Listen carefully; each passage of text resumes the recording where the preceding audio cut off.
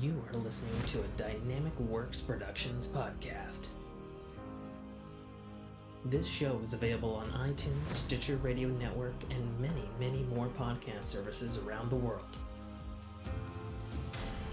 You can find all our content, music, videos, books, podcasts, and more on our website, www.dynamicworksproductions.com. Have questions, comments, or concerns for us? Head on over to the social tab on www.dynamicworksproductions.com if you'd like to talk to us. Now, on with the show.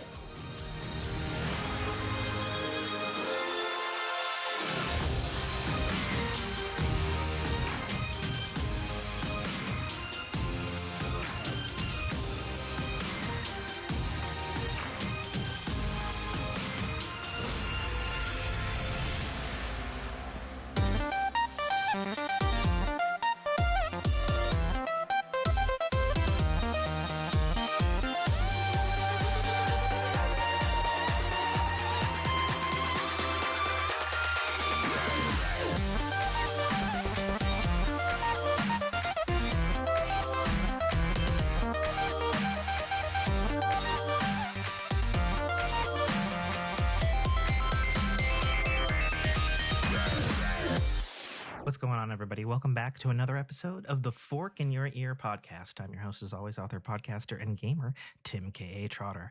Joining me, as always, from the green room, the natiest of foos, Nate Foo. It's me. Nate.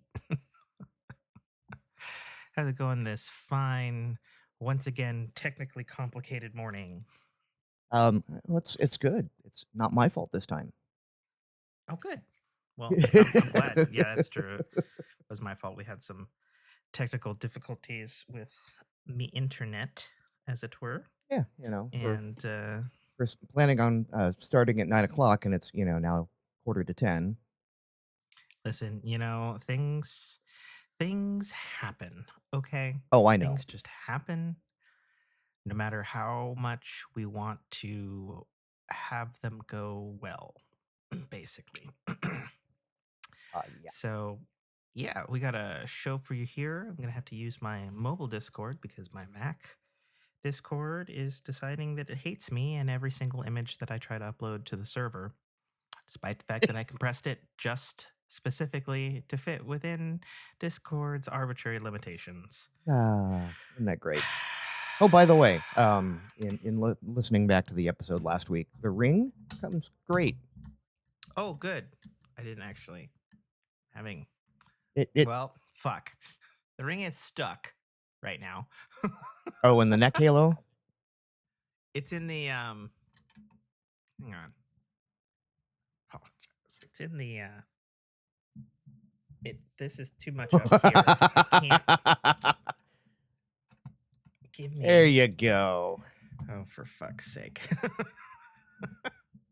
And we're live. so on brand. As we used to say in my old Kotakuite days, professionally unprofessional. Yes. All right. Let's see where we go. I heard that one. Oh, okay. Oh, that's right. I have to go to my phone. Kind of sounded like a fart, but wow. What was it? It is Earth, so that should be tech. That is tech. Yeah. So I had more to post here, but I was having posting difficulties. So I guess number one on the hit list here is NVIDIA has overtaken Apple as the world's most valuable company in terms of money, which is not terribly surprising considering they are hard running the current AI tech race. Correct. With NVIDIA and Apple trading back the crown of the $3.50 trillion crown back to back on an almost weekly basis. Can I get part of that crown? Surprising. Can you? I don't know. Right. I mean, you live closer to Silicon Valley than I do. So. Yeah, I guess we'll I see. do. Yeah. Yes, you do. Yes, you do. Well, we might as well talk about this one. So, Apple Intelligence is here What is it though? for everybody who's got an M series Mac, Mhm. which is anybody who's bought one since 2020 or 2019. I forget when I was introduced. And those of us who have an iPhone 15 Pro and higher, and of course, all Pro series. Womp What do you- womp 13. Okay. Yeah. So, Doesn't stop I've them s- from telling me that it's here. oh, no. No. And every single dingle ad I've seen on YouTube, like, oh my God, the push for this is hard. Well, when I first rebooted the phone after the iOS 18 dot whatever, I think 18.1 update, Mhm. it was like Apple Intelligence, and I'm like, but I've got a 13. Didn't stop it from every app that I opened up for it. It's like Apple Yeah. Well, Intelligence enhances this. stuff below is still interacting with the new Apple Intelligence. They're just interacting with the Siri or the server version, Yeah. which, is not terribly dissimilar than the prior non-Apple Intelligence branded one. Right. So, but basically, what you're saying is with me having a 13, I don't have the on device. You don't have the on device and you don't have access to some of the higher capabilities through the server. And I realize I'm cutting off my eyeball here. I'm doing an old patch thing. At least it's not hitting you in the face again. Yeah, that's true. I could probably lower it some more. There we go. Is that mostly good? That's mostly good, but yeah, you're kind of out of frame when you lean in on that. Well, it's not my fault. Oh, I guess I could do this. Yeah, the camera does move. Listen, I know. Shit we didn't have to deal with when we were on stream. true, but also I could have gone without taking a good old swig of sour milk first thing in the morning. That is true. Because like I opened up my my cashew milk for my coffee, and it was drip, drip, and I was like, well, fuck. Okay, to the wives, Kirkland brand, lactose-free milk. Pour a cup. Thankfully, I had the good sense to take a swig of it because, as I've stated 100,000 times before, I don't have a good nose, and I smelled it, and I was like, I don't know. Swirled. I always something forget white about that. that I'm came like, out. how do you drink sour milk? Like, as soon as I get that near my face, and I'm like, oh right. Can't smell. Yeah. It's super selective. I've said before, like, I can smell red vines from across the fucking continent. And the other day, me and the wife had sushi, and she had deep fried egg rolls. And holy fuck, could I smell those deep fried egg rolls? It was weird because I typically don't. I was like, oh, I smell good, you know? But yeah, no, took a big swig of milk and went, That's this no is bueno. sour. No. Since I don't normally drink people milk, I don't have that problem with cashew milk. I never drink people milk. I drink cow's milk. You know what I mean. People who can drink you human people who can drink that kind of milk, not human milk. Although I'd be lying if I wasn't at least morbidly curious about what human milk tastes like. I've had it Of course you have. because, well, I have children and we have bottles. Yeah, you've had children. Yeah. Yeah. And yeah, sometimes it gets. Ugh. Ooh.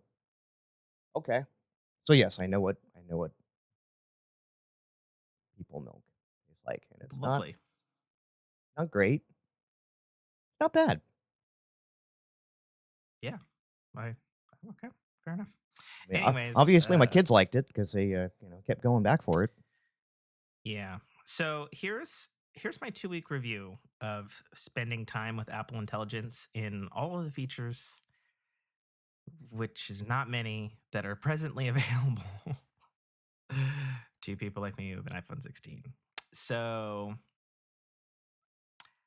the biggest thing that comes to mind right off the rip as like a first like one sentence take on Apple Intelligence is better than regular Siri, still underbaked. Okay. That's pretty much how I feel about it. Honestly, it's kind of what I expected. You know, and I think you were right. You know, I think really the thing that rubs me the wrong way about this is if you look at the public marketing for Apple Intelligence and Oh, even the most recent, we had 3 mini Apple events this week for some reason, which was also new. Like, and if you pay attention to like what they're saying a lot of stuff in interviews and then their public presentations, but then their marketing campaign is like, you know, wowie zowie, magical. Oh, look at this. Look at all these things that are not right. available on your device. And it's like, what? What are you doing, Apple? That's a little odd for you, you know? Because Yeah. it's like, To be you honest, know what it it's you know what it been reminds me of? it reminds me of every other AI Well, push. yeah. Like Oh, I now was gonna with say AI.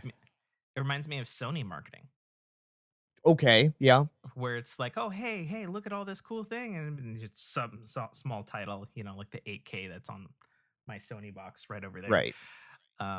You know, doesn't actually do that or coming in as update or blah blah blah, Hmm. you know. And I think it's just really weird that they're pushing it so hard. I mean, obviously the push from a commercial standpoint is like, okay, well, okay, they've laid down the minimum specs that can use on device Apple Intelligence, Right. largely centered around their 2.5 gigabyte uh, micro LLM package that's Right. running on device, which is running in RAM.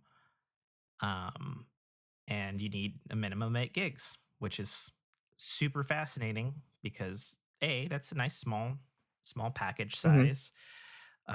Nobody's doubting what Apple has done on device is impressive, but for me, like having experienced several bits of AI from ChatGPT to novel AI, Hmm. it honestly feels like where both of those, where ChatGPT 3.5 and where last year's novel AI were at in terms of like what Fair. it's doing. So in that respect, on device, it's very impressive. The thing is, for people like me who've actually experienced what current AI is doing, it's not What as real AI can do? I Yeah. mean, none of it's real. Well, Like and that's the thing. well, None of that's the it's joke is none of it's AGI, right. you know, Right. artificial general intelligence folks and large language models for those not keeping up. Right.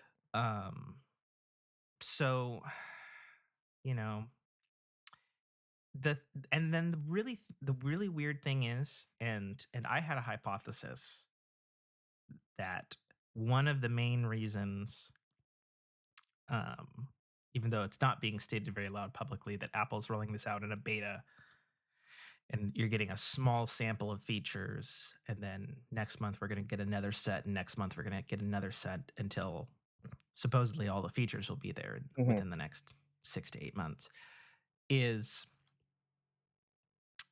I feel more assured in my crackpot theory that the whole reason it was a month and a half before iOS 18.1, which has the first Apple Intelligence stuff, is because your device is doing things for that long to prep uh, Apple Intelligence working on your device. Sure.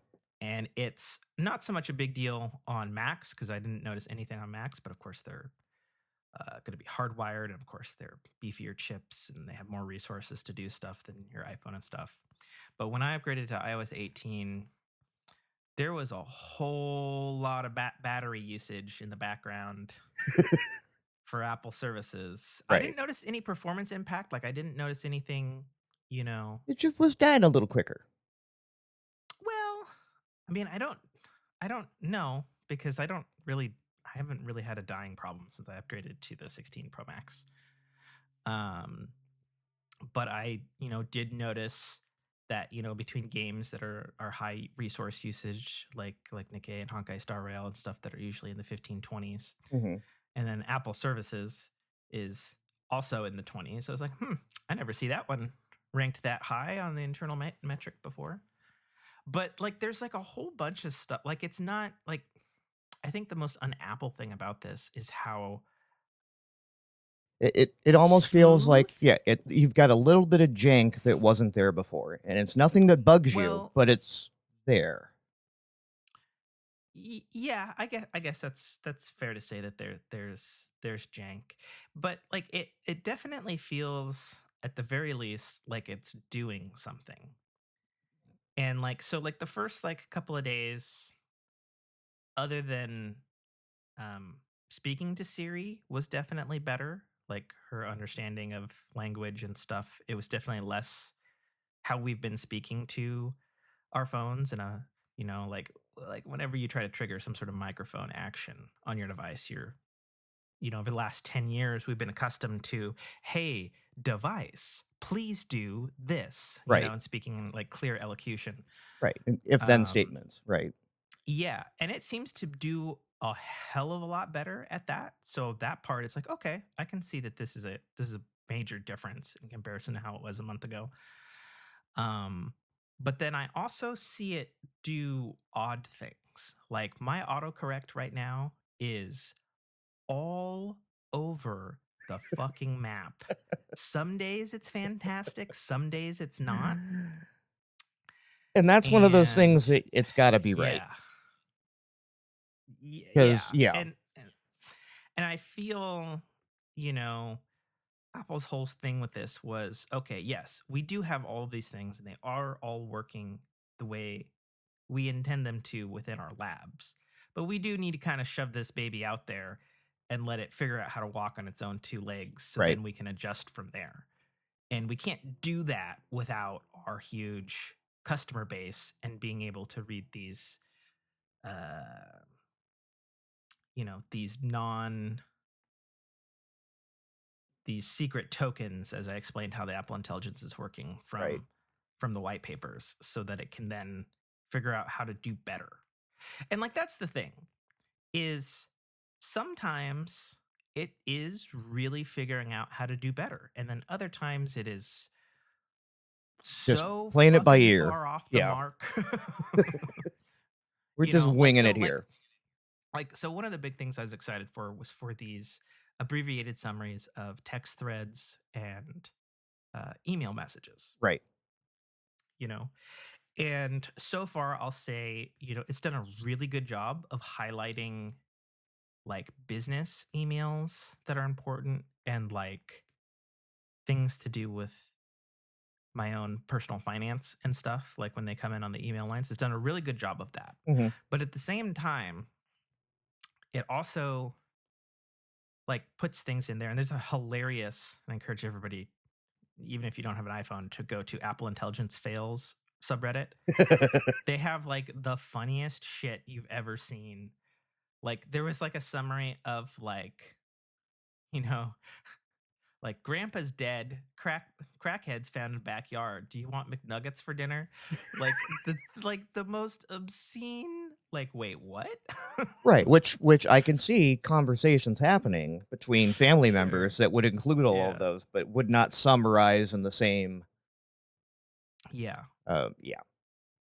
Yeah. So it's been a wild time. I think it's stupid to say, and of course, people can label as me an Apple Show fanboy, that I of course am biased and am, but I will say the dumb, like the new Siri UI where the screen glows and stuff, is actually it's actually a nice quality of life feature, and that may Hmm. sound dumb when it used to be the weird little pedal thing in a circle, or the wavy colors in the bottom, or even all the way back to the original Siri with the silver purple mic Right. icon. Um, it's a nice feature, Sure. and I Just and I just like say that. and again, I am the anti-Apple, right? I Yeah, of pick on you course. all the time for it. Dynamic Island, great. Great use of the space. It really is, now that I Right. finally have one all these years later. Yeah, it's like I looked at it and I go, "Oh, look, you took that gross-looking camera hole and you actually did something nice with Yes, it." that any Android could have been doing for a decade, Right, but didn't. but didn't. So, Yeah. yeah, like, stuff No, like it's that, fair. yeah, I saw the commercial, I'm like, "Oh, that's how Siri is?" I'm like, "Great," because I do have an Apple device, it's my work device, and let me tell you how many times it's like, "Oh, I pulled this out of my pocket and activated Siri," and I'm like, Get out of my way." Well, speaking So of activating Siri. oh, did I just activate So, it? no, Oh, okay. no, no. But for the last 2.5 weeks until a couple days ago, she has been very active whenever that word's been said, which was a lovely change that I didn't authorize her to be listening all the time on. But so, I mean, the whole rollout with Apple Intelligence, super weird. You get the iOS 18, it's like Apple Intelligence is here. You go to the Apple Intelligence button in your settings, join the wait list. And it's like, hmm. Granted, my wait list only took me like an hour. Mhm, And it's like, hey, welcome to Apple Intelligence. We require you to download a 2 to 2.5 gigabyte package for mhm, Apple Intelligence to function better. And it's like, okay, you do that and it does it in the background. And then once you get it, then it's like, cool, Apple Intelligence is working on integrating in your system. And then on a Mac, that's done in about an hour. On my iPhone, checking it, I'm working out through the day.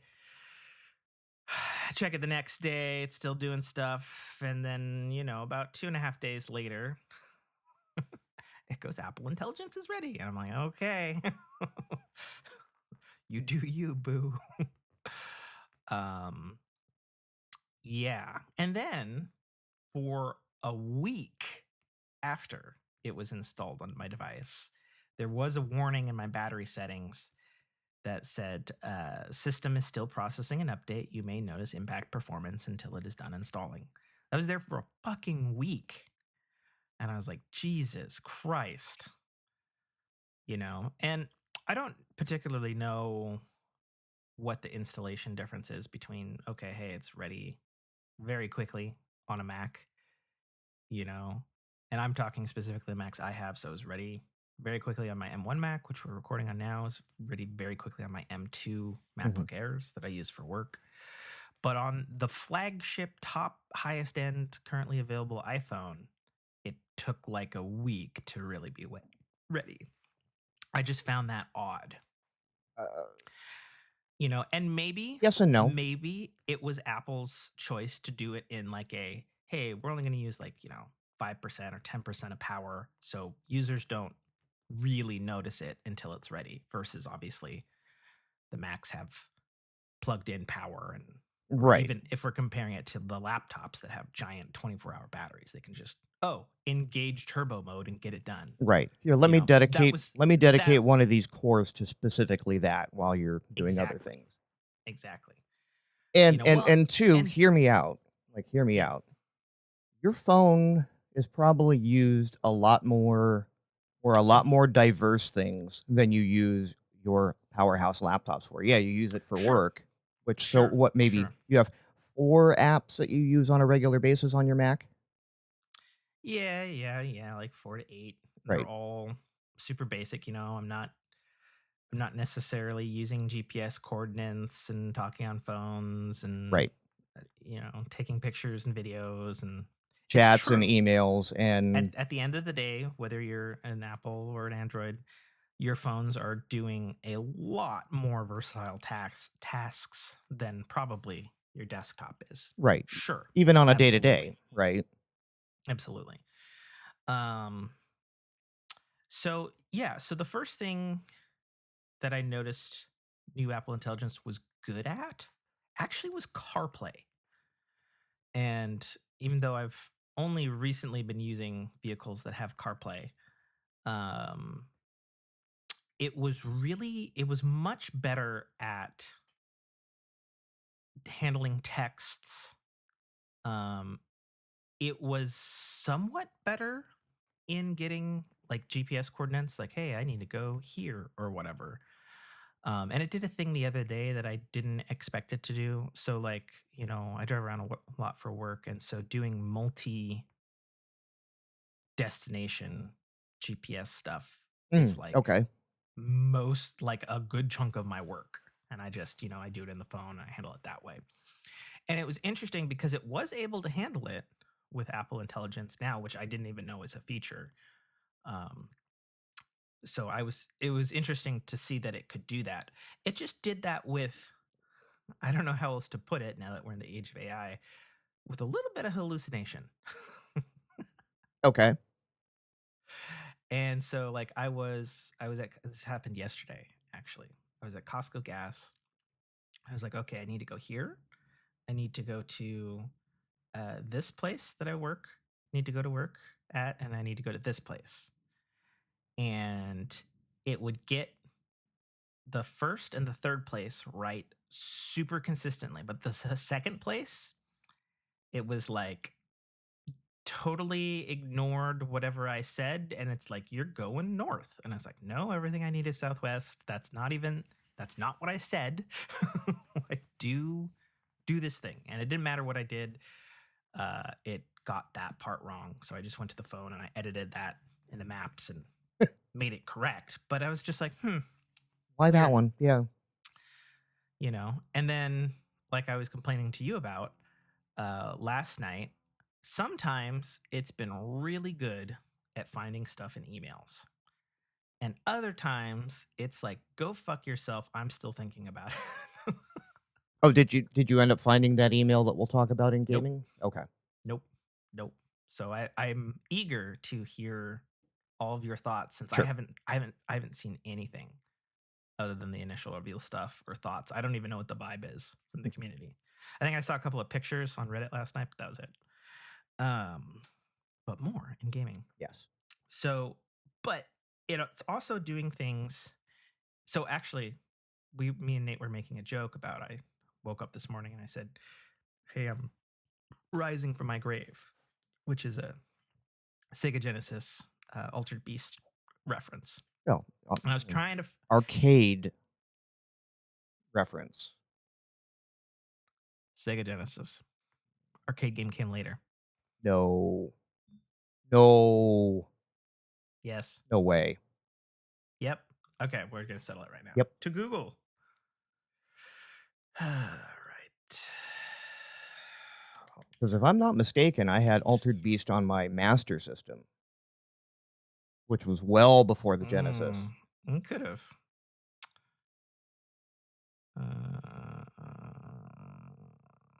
But yeah, when you first, drop in your coin, hit player 1, rise from your grave.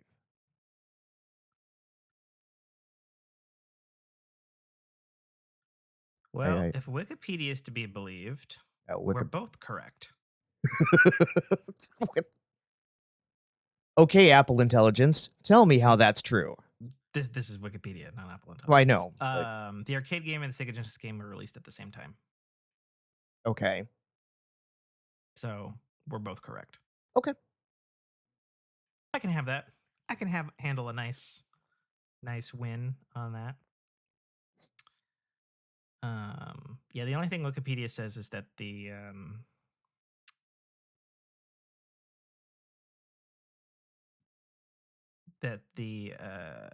arcade version of the Altered Beast game did better in North America than it did in Japan. Okay. It does say there was a Mega Drive version. Was it the same time? Come on, Wikipedia. Can't you just have a direct... Okay, hang on. We're going to go down the rabbit hole here. Altered Beast release date by platform. June 1998 was its release. Really? Wikipedia. Sorry, 1988. Altered Beast Japan, June 14th, 1988. Yeah. Worldwide, also. 1988. Yep. Okay, hang on. Altered Beast Master System.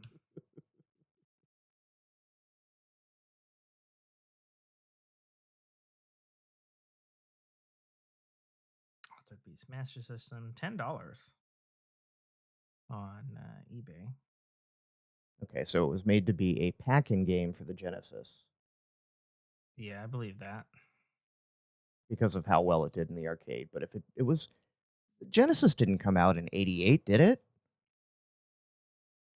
I want to say it was 87. The Genesis? Yeah, wasn't it? Well, God damn it. Sega Genesis release date. uh, Yeah. wow. Wait. No. Okay. In America. In America, it came out in August 14th of 1989. In USA.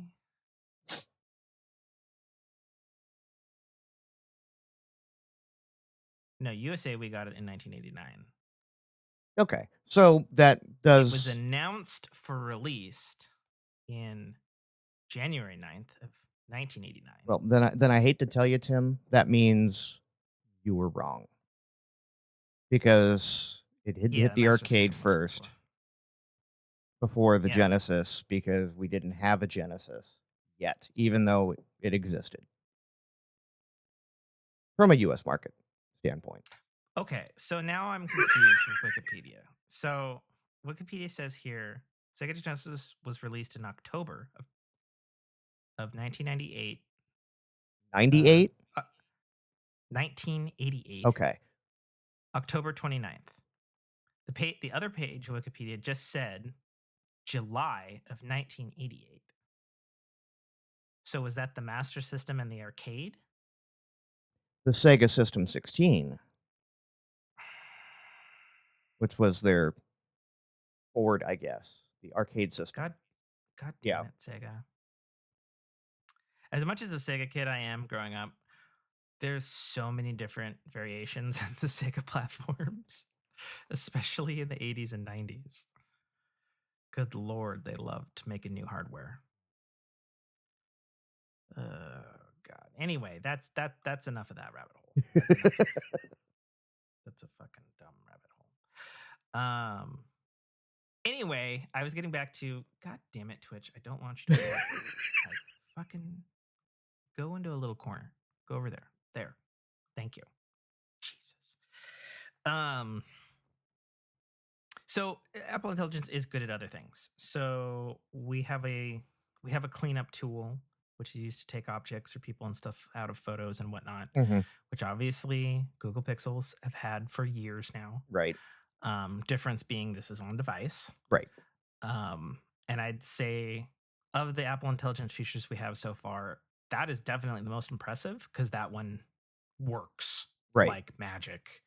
And the stuff in the background, like I like removed my friend from walking his dog and we were in like a grassy park. And I had to like really zoom in to see the grass distortions and they were very minute. And I was like, ooh, that's clean. Right. My God, that's clean. So things like that work great.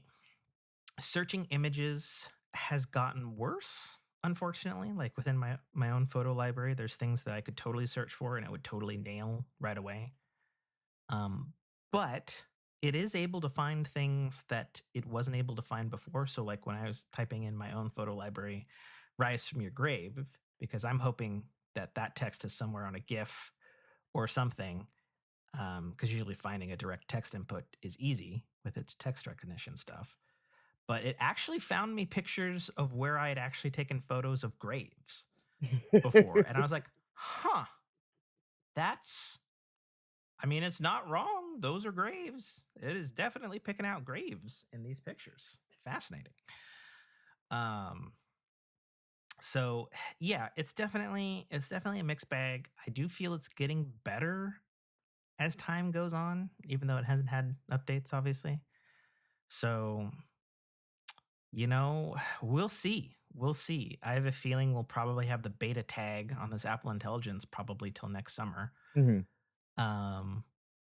But, the fact that I think, like I said, the big thing is it's basically where AI was at a year ago, but on device, and I've used the writing tools is the big one that they're pushing for 8.1. rewrite things in like a friendly or professional context, and it does it.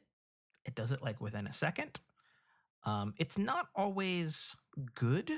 Like it seems very, and I've been trying it like in work and stuff. Like I'll write a work email and I'll be like, I don't know, could I write this better?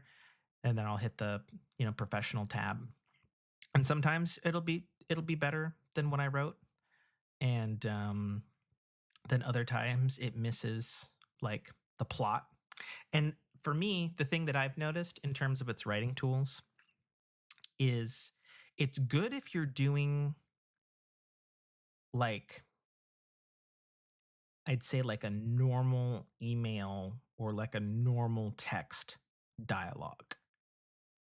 And what I mean by that is like, so for example, in my work emails, I deal a lot with a lot of construction terms and a lot of like part numbers. Writing tools doesn't know what the fuck to do with those type of things. And so it'll get it wrong if you go, hey, make this concise. And it'll strip all that shit out and just have the words. And I was like, okay, that doesn't work. Or I did an example day one with the writing tools with my wife. And because I was like, I just made something up. I was like, you're a horrible tree monkey wife, and I want you to get downstairs and make me my fucking dinner, damn it. Or something like that. And I was like, writing tools, go make this friendly sounding. And writing tools would consistently send back, writing tools were not designed for these types of words. And I was like, okay. Like I didn't think I was doing anything crazy. I wasn't calling her like like a Star Trek Andorian, Scruffy, rubbing down the scruffy looking nerf herder. nacelles. Yeah. Yeah, I didn't think I was going anything crazy like that. So it does better with simple or more less technical stuff, I guess I would say. And so that's pretty much what I'd have to say about Apple Intelligence. And then also what I'd like to say is also fuck you, Apple. So for the first week, I had Apple Intelligence every fucking thing in my house. Or if I was watching a YouTube video and the word Siri came up, and I'm sorry if I just activated your Siri and your CarPlay right now, because it happened to me. Uh, the button to disable Siri listening all the time after you've installed Apple Intelligence is, of course, not in the Apple Intelligence and Siri tab. Because why would it be? Because fuck you. That's why. Yeah. It's now in the accessibility feature for your microphone, which doesn't make any fucking sense. Well, but fucking fine. Do you think that's intentional because they want the average Yes. user to leave it on? And it's the well, we are in tech. The lawsuit that is just that I True. guess was currently won to make one click unsubscribe. Yeah, it could be something like that. Right. Or like I feel twofold. I simultaneously would like to articulate that, yeah, it probably could be a mischievous thing to be like, hey, we want to gather some more data. This is an easy way to do it right away. Everybody's going to hit this thing and it's just going to be on until they turn it off. Right. Which I'm personally not a fan of opt out. I love opt in. Yeah, agreed. Very much agreed. Well, and the thing is, you do opt in to do Apple Intelligence. You have to do the wait list. You have to download a big file, and then you have to hit a button that says activate Apple Intelligence. Yes, but so there's many steps, but sure, it didn't tell me it was going to do that. Right. Alternately, it could be more from a, hey, we're Apple and we know we're popular because a lot of people are dumb and don't know how to use technology devices. So we're just going to turn this on for them when they activate this, and they can fucking figure it out from there. Right. I will say the one other thing I did notice that was super good and I was super excited about, mostly because of my parents, was it being able to pull up the correct, hey, how do I do this thing on my Apple device? Oh, okay. And because I had something, because that's how I turned off Siri. I was like, where did it move to?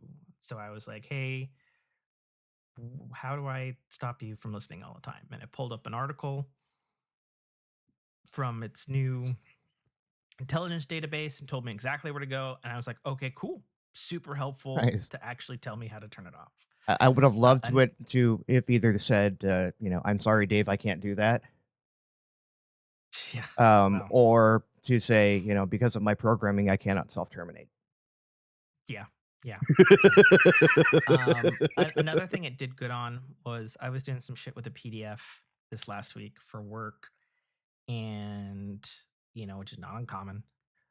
And I couldn't do a specific thing that I was trying to do, and I couldn't remember how to do it. And so I had Apple Intelligence like, hey, I'm trying to do this with this. How do I do that? And it was like super accurate. It gave me step by steps how to do it within the app. But then it also suggested, they said, alternately, you could do this and this using these apps that are already installed in your Mac. And I was like, huh, that's actually helpful. Good Right. job. So, it, it's a really mixed bag, and it seems to fucking change on the day. So we'll see. We'll see, I suppose. Oh, one other great feature, which I did use mostly because of the car crash that I did, that we'll get into in life stories. Yes. So it has a call recording feature now. So it both records the audio, and then it dumps it into your notes app, and then you can transcribe it using on-device learning, which takes like a couple minutes. And it's pretty good. It's pretty good. And I've used that feature several times when talking to my fucking insurance. And it has helped, because Okay. I'd be like, what did they say? And I can just go to it and find what they said, because I couldn't remember, or just play back the audio. And I was like, okay. Creepy that it keeps all that stuff super accurately, but nice for business purposes.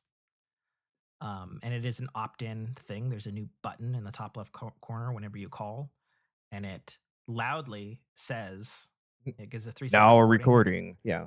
And it says, this is now recording via Apple Intelligence on such and so's device. So whomever on the other side hears that clearly. Right. But the hilarious I was going to part ask is, you about the whole legalities of monitoring phone calls kind of thing. I'm sure that's what they did to get around it. Having dug into legalities of like audio files specifically for this podcast years ago, the legality of audio files depends on where they're stored and which state there was a recording in.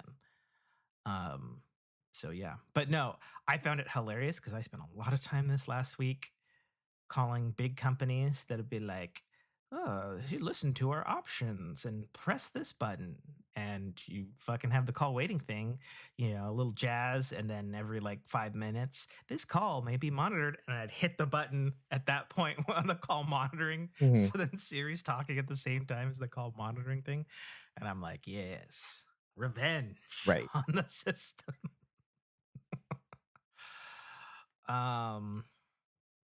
So yeah, Apple Intelligence. It's a fucking mixed bag.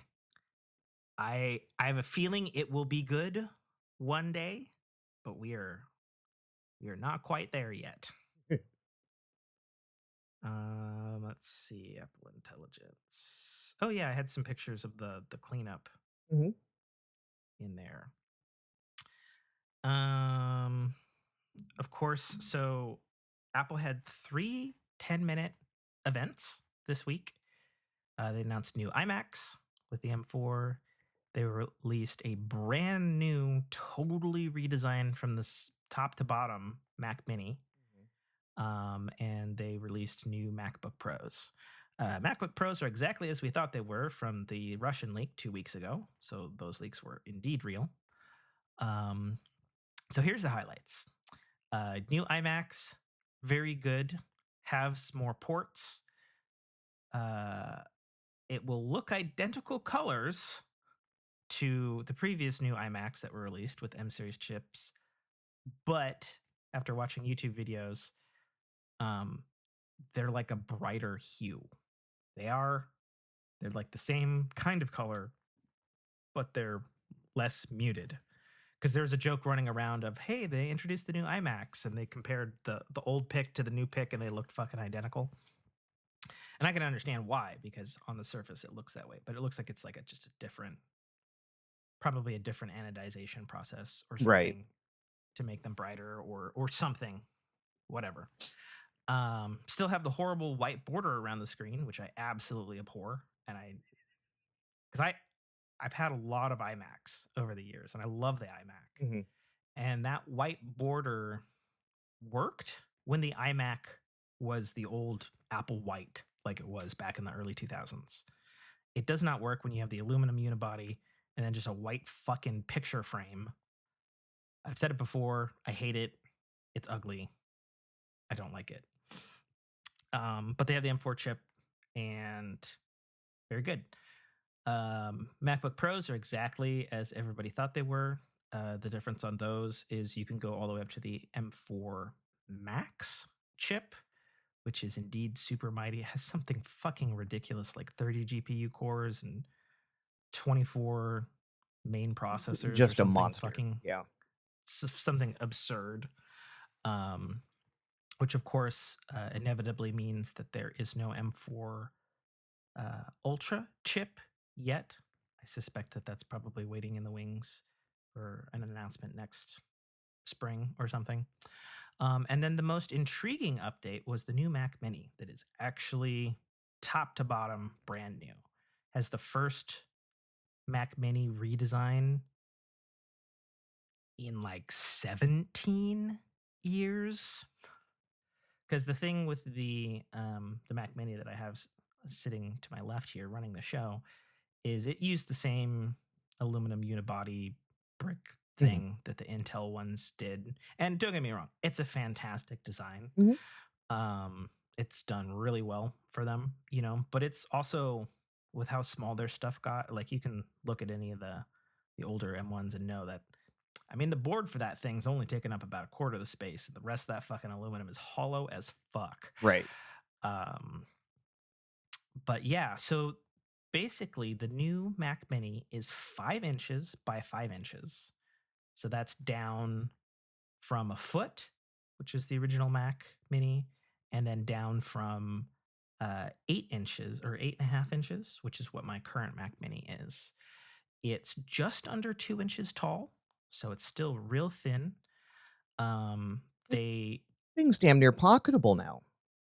It is pocketable now. Like, I mean, at the that's end, the size of a portable CD-ROM. Yes. That's ridiculous. I mean, it's thicker than that. Well, but obviously, yes. but I mean, like that's shit. I used to carry around a CD player, you know, back in, you know, back when I didn't have so many gray hairs. Yeah, exactly. And then I want to get this right here, so I'm gonna pull up a picture. I meant to put this in the fucking Discord, but it didn't. Yeah. Because for all of its intelligence, it wasn't intelligent enough about that. What? Apple. Oh, I mean, I could probably ask it stuff, but I don't really want to do that while I'm on the show. Okay, so the Mac Mini, as someone who has used the absolute shit out of my Mac Mini, I'm honestly very enticed with the new Mac Mini. I said before when they had their Mac Studio, which was kind of their hybrid between a big Mac Mini and then like a full Mac Pro. It looks like they took a lot of design cues from that Mac Studio and kind of shoved them into the Mini in a Mini form factor. So the base now has full perforations and lifts up, I think, a quarter of an inch. Yeah, I'm and looking at pictures of that. Intake and outtake, which is the same thing that the Mac Studio did.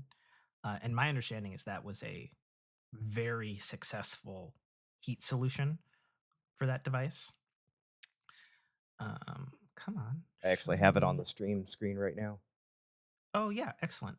Yeah. Yeah, that little doodad. Yeah, it looks super cute, super small. But the thing about the Mac Mini, and I've said this before, like right now, my original Generation 1 M1 Mac Mini has power, it's got Ethernet, it has USBs, it's got HDMI, it's got optical out. It has all of these things, and it's all running an external 4K monitor into a capture card, into a webcam, into my Shure mic, into 1, 2, 3, 4, 5, 6, 7, 8, 9, 10, 11 external hard drives, and 2 more that are NVMe. And it runs it all, and it's just like, yep, I'm good, you know. And it's 8 gigs of RAM, and it's at this point old. Trying to see the back of the Mac Mini here. It still has an internal power supply. There's no power brick with this thing. Right. It's got an infrared port on the front, which I'm not particularly sure why it has that, but it does. Where's that? It has 2. It's the little red black dot No, next to that's the headphone power white jack. dot. Oh, is it? Yeah. Oh, I'm wrong. You're right. No, you're right. You're looking at the right stuff there. Yeah, it's got 2 front-facing USB-Cs. Super tiny front ports. Yeah, the back ports still's got power. It's got 3 USB-Cs, and then this is a big deal, is they are Thunderbolt 5, Thunderbolt 4. What are they? Thunderbolt. All that says. Now, I see the one here that has the little lightning bolt. Is that the Thunderbolt symbol, or is that? Yes, that's the Thunderbolt symbol. Okay. I was like, or does that one, like, can you power the device off that one particular port? You can on the MacBooks, but I would assume That's why I was asking. Since the Mac Mini has its own power plug, Mhm. I would assume not. But my understanding is that this has enough power routing to handle 3 displays, Okay. which is pretty fucking I mean, good for but something that's that 5 would be inches. cool if, like, even in a limited capacity, like this is sitting on my desk, and I'm like, crap, I got to take this to work, unplug it, and at least have a low power mode that powers off like a USB-C. That would be cool. I'm asking a lot, but that would be cool. I don't know if it could do that, but you know, the laptops do that. Right. Literally. So it could. I suppose it would depend on how they. Well, but aren't those design the always board. powered by their Thunderbolt port? Like that's how you charge them? No. Oh, okay. Because when they reintroduced the M series, they gave us back our MagSafe charger. Gotcha. Okay. Because during the last like 8 years of Intel Macs, they ditched that and went direct to USB-C, and then very rudely only gave people 2 ports. Because fuck you, that's why. Right. And then I see your cooling solution here in the next image. Mm-hmm. Okay, I need to look at tech specs here. So, and then the thing is, they didn't change the price either. And this is a big deal for all Apple consumers moving forward. The current lineup of M4 Macs, and we've been complaining about this for a long time, and you PC users will be like, really? Wow, you guys didn't have that? Every base Mac now comes with 16 gigabytes of base RAM. 16 gigabytes is the new base RAM. Nice. Which we haven't had, and that's fantastic. And means a lot with M4 because Apple chips use the unified memory. So this is also your video RAM. This is your everything RAM. So the Mac Mini starts at $599 and goes all the way up to $1,300. Yeah, it goes all the way up to $1,400. And in a interesting move, you can get a M4 Pro chip in this guy. Yep. So you can only go in that top end model though. Yeah, which that's fine. I mean, at that point, sure. So from the low end, it's 10 core CPU with a 10 core GPU with the 16 core neural engine. Yeah. All the way up to the high end, which is a 12 core CPU with a core GPU. The only difference I'm seeing between the $599 to $1,000 is literally the hard drive space. Yeah. And memory. Well, and the chips.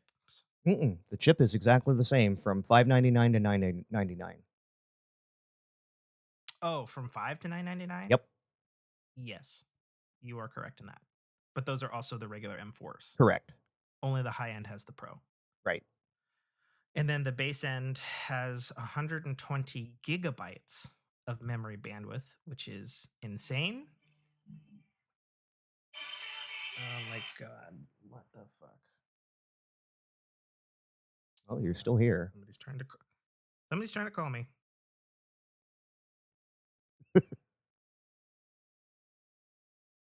How do I? I don't know.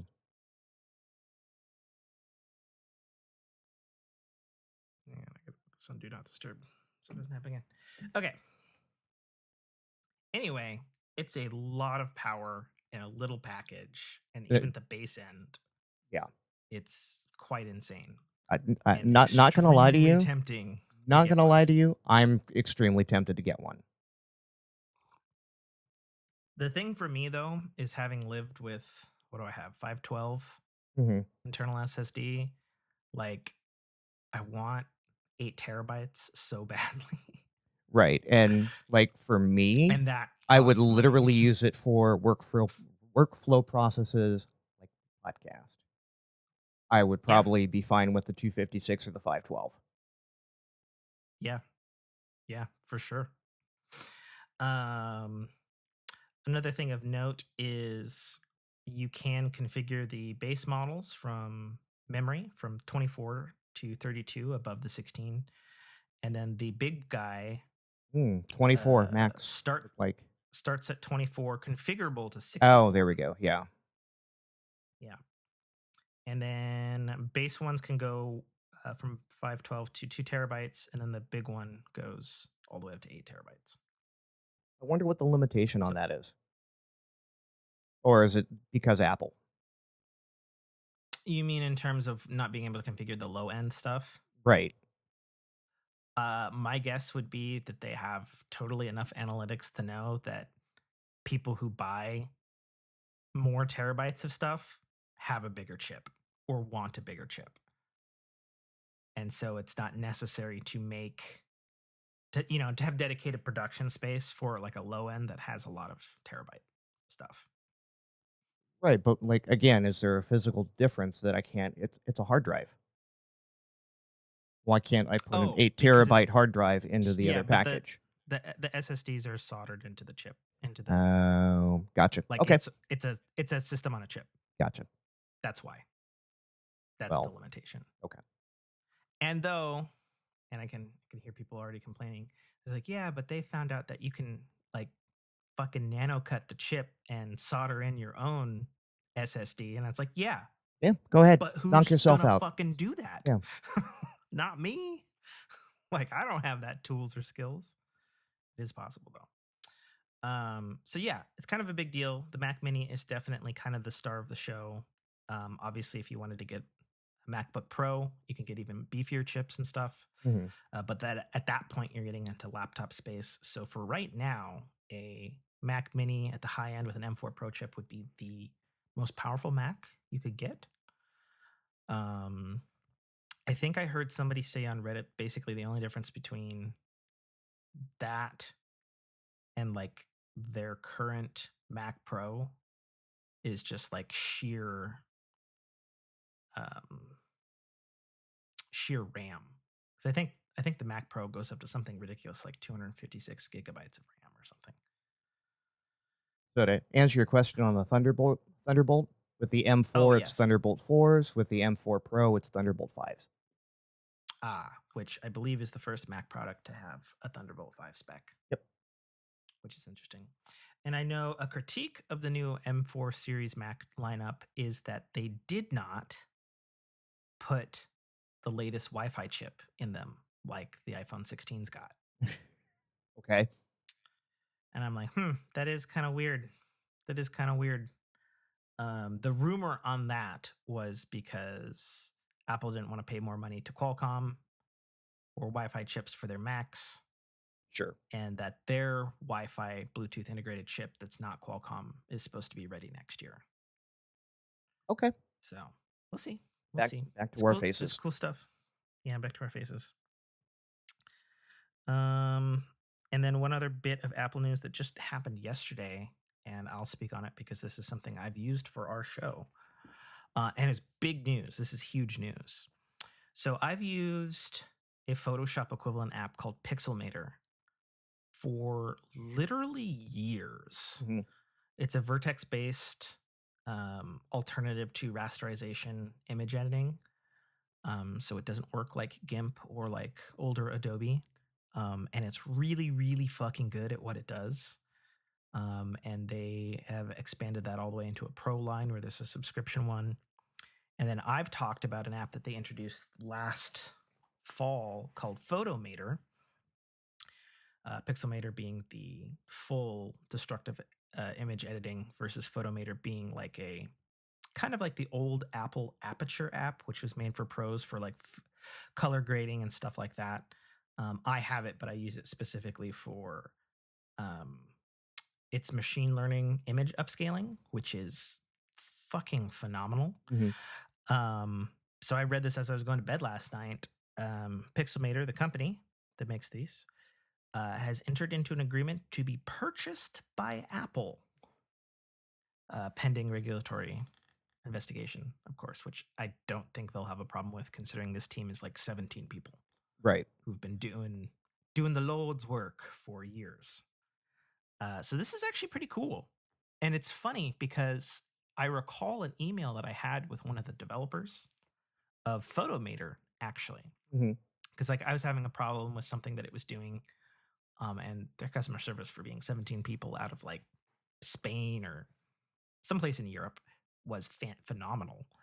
And so they have a bunch of Lithuania. Yeah, there you go. Those Lithuanians, you guys are great. Honestly, I'm simultaneously super happy that you guys are getting bought by Apple, but also hope that however that integration occurs, it goes smoothly and you guys just don't get like lost in the $1 trillion company. Right.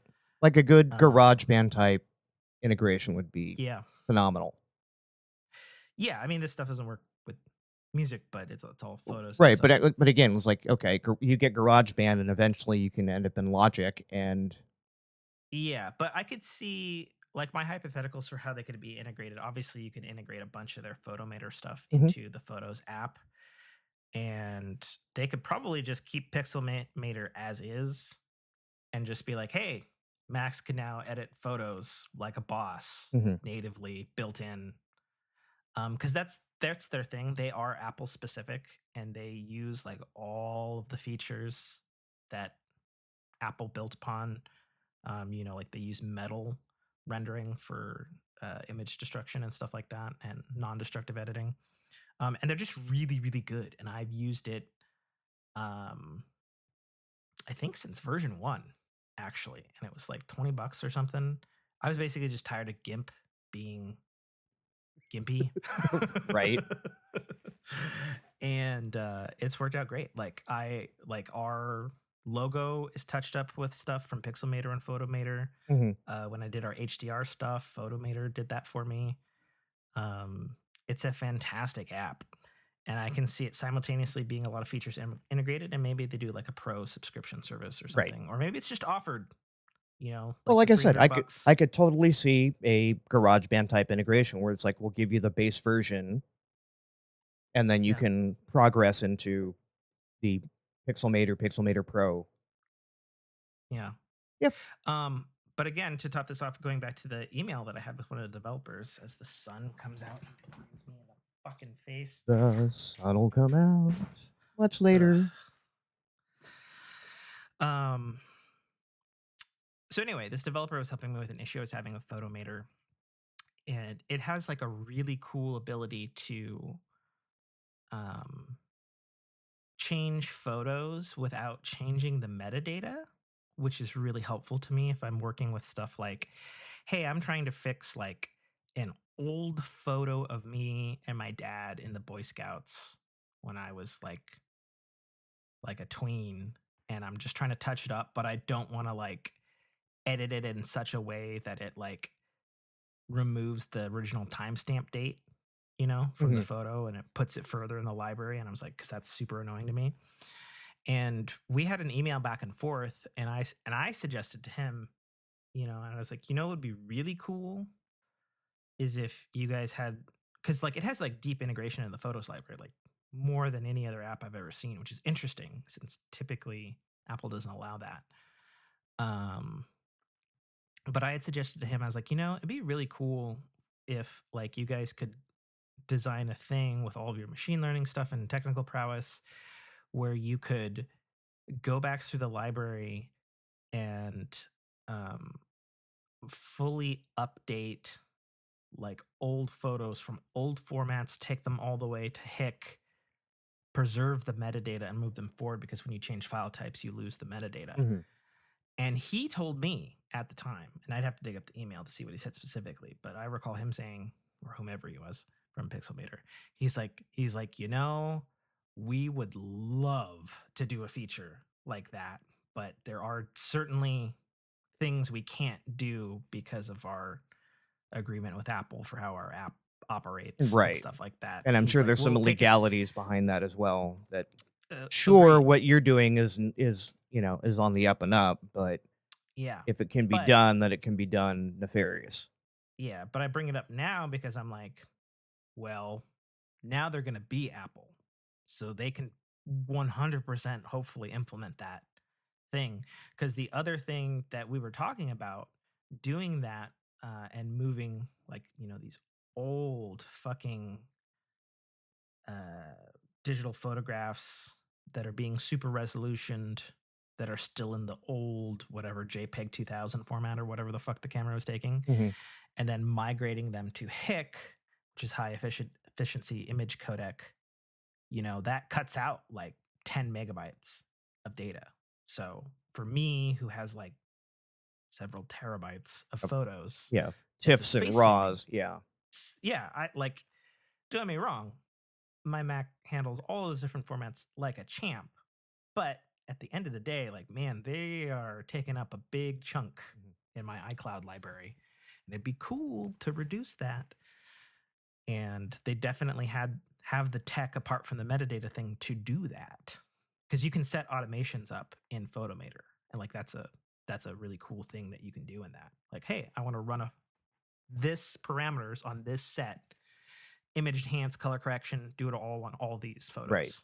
And it just runs it. It runs it on your iPhone, it runs it on your Mac. It's very cool. So it's neat. So assuming they are fully acquired and past the regulatory stuff, seeing something like that as an Apple user would be phenomenal for starters. So I'm sorry, I had to digress because like that was breaking news and I had interaction with a team member. So just thought it was cool. All right, we should I'm sorry, did you have anything for tech? I feel like I've been talking I absolutely didn't. nonstop. I did not. I just, like I said, what was I?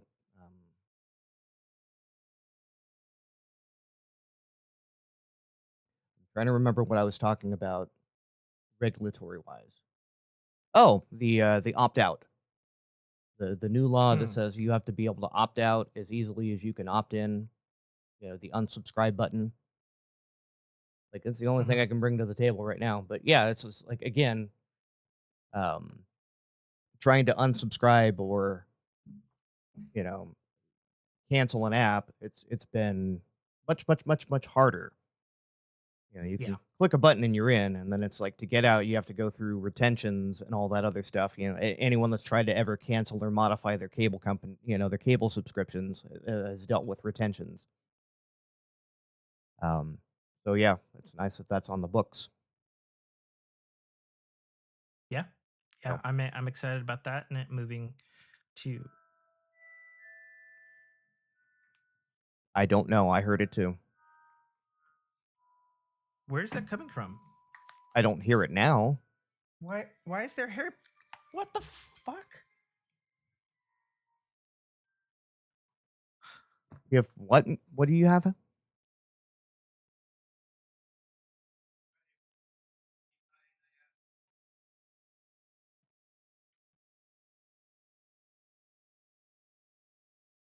I have no idea what's going on.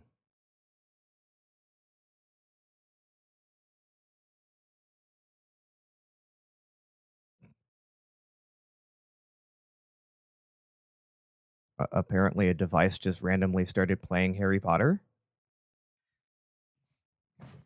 What was that all about?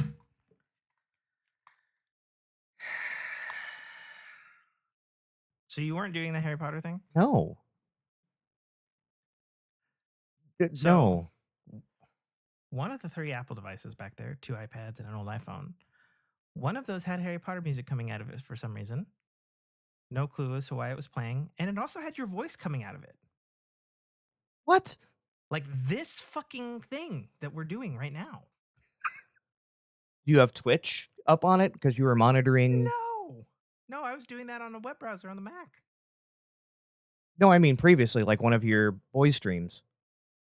No.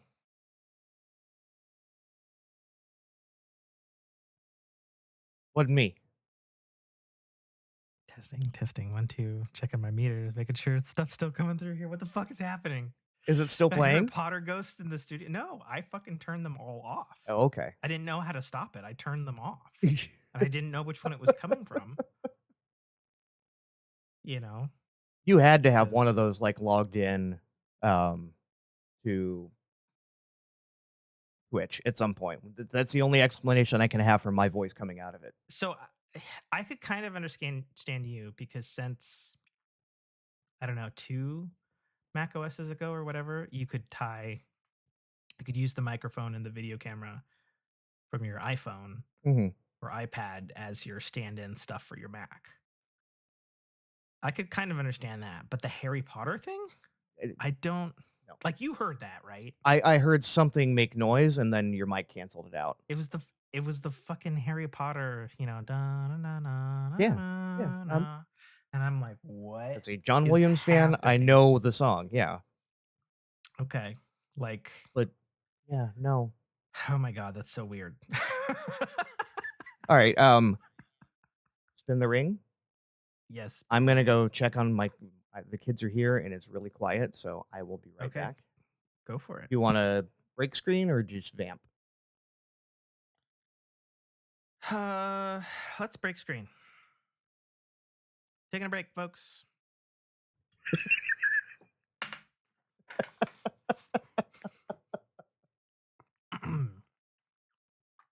Run away.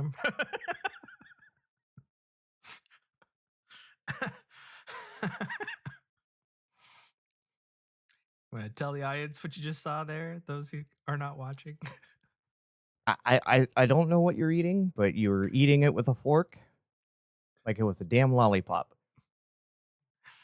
No, you just came back so quick and did be like, "Hey, are we ready?" And then you just like cut it out, and I'm like mid eating.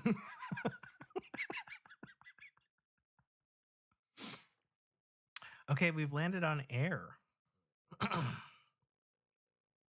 Games? Oh my video games. Oh my video game. Well, sir, since you have a lot to talk about, and I actually have a lot to talk about too, but of different stuff, why don't you go first, sir? And I'll continue nomming. So that looks good. Black Ops 6. Oh, Oh, yeah. Wasn't what you thought I was gonna say, huh? not at all. Not at all. Call of Duty Black Ops 6, for all of us Game Pass users, was available. And I was like, well, I haven't played a Call of Duty in forever, and it's free. Well, part of my paid subscription. Downloaded it, enjoyed it. I'm playing the campaign. I will not touch the multiplayer side of it. But it's got it's I'm intrigued. It is very interesting, the campaign so far. Like, you've got a central hub that you kind of live in as opposed to just kind of doing the missions on rails. There's a fetch and craft aspect to it, which is nice. Like, while you're doing your regular mission stuff, you can actually, find money, find materials, find stuff that go into upgrades and whatnot. later on down the line, as opposed to just like, oh, you completed mission 1. Here is XP. Here is X amount of coins. Here is whatever, right? So, um, yeah, I actually I've been enjoying that. I've gotten through a few of the missions. I haven't been able to sit down and play with it a whole lot because, work and life and kids and stuff. But yeah, Call of Duty Black Ops 6, the campaign, I recommend for anyone that's on Game Pass. Try it. Hi, kiddo. You looking for your iPad? They're right there. Yours and Brooks. Grab them both. They may not be charged because you didn't put them on the chargers last night.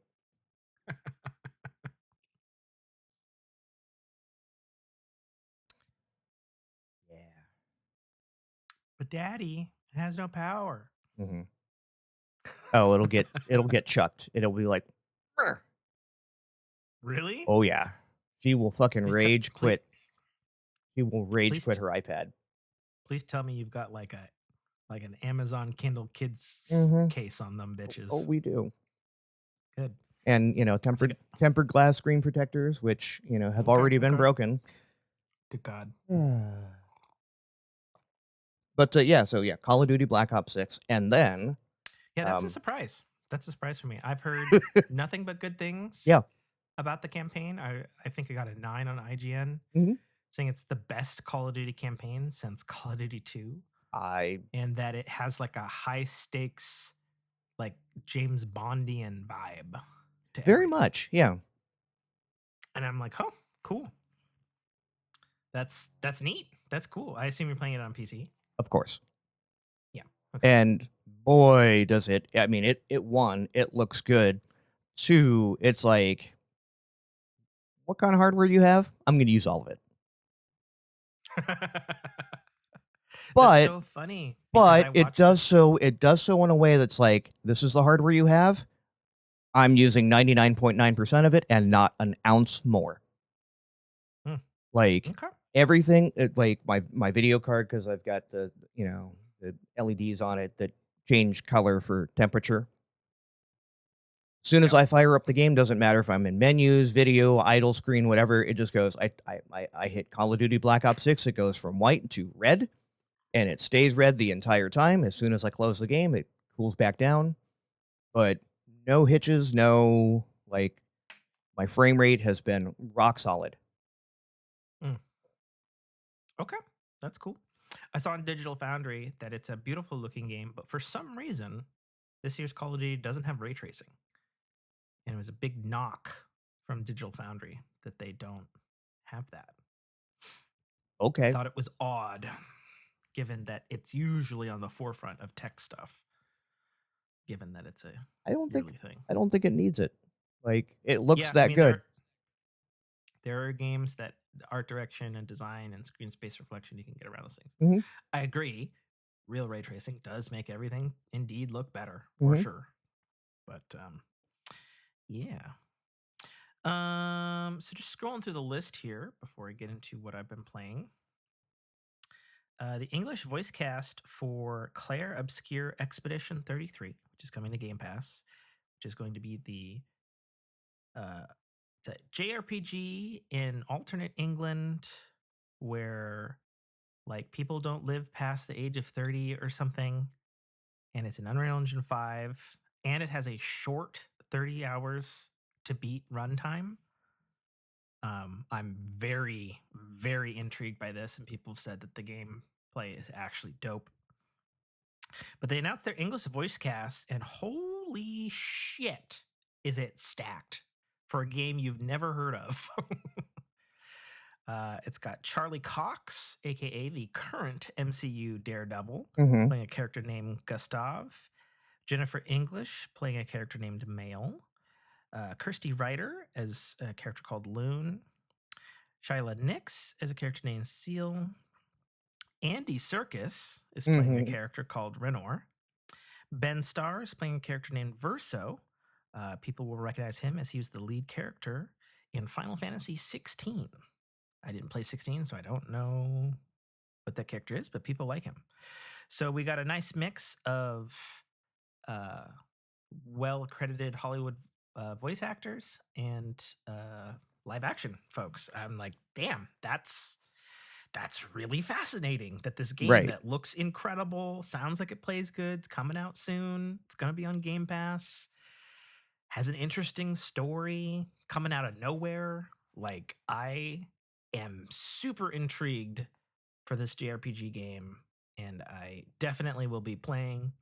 I'd love to say day one, but as someone who hasn't even fucking finished Final Fantasy VII Rebirth yet this year, I don't know. But if it's only 30 hours to credits, like I was like, okay, that's a lot better than the 100 plus hours I put into Final Fantasy VII Rebirth. It might be doable.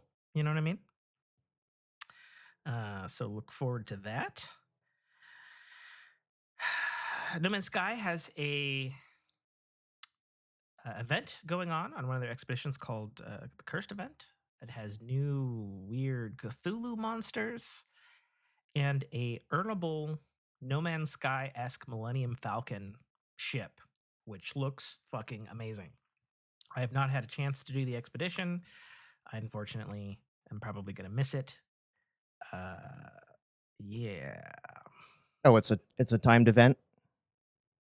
Yeah, so to explain, so No Man's Sky for like 3 or 4 years now, they have this mode called Expedition. And what expeditions are a brand new save that basically force you down a linear progression path, both within some kind of story or objective, but then also like, because there's so much stuff in No Man's Sky, they like limit you on stuff. Like, hey, you got to get off this like toxic world, but hey, you can't use or you don't have the technology to build the fucking air circulator that would make this not toxic to Right. you. So you got to figure it out, you know. To give an example of this, a couple years ago they did a thing where the end reward was you get to call in the SR Normandy from the Mass Effect series and add it to your frigate collection, Okay. which was a huge thing Mm-hmm. a couple of years ago. Super dope. I of course did that.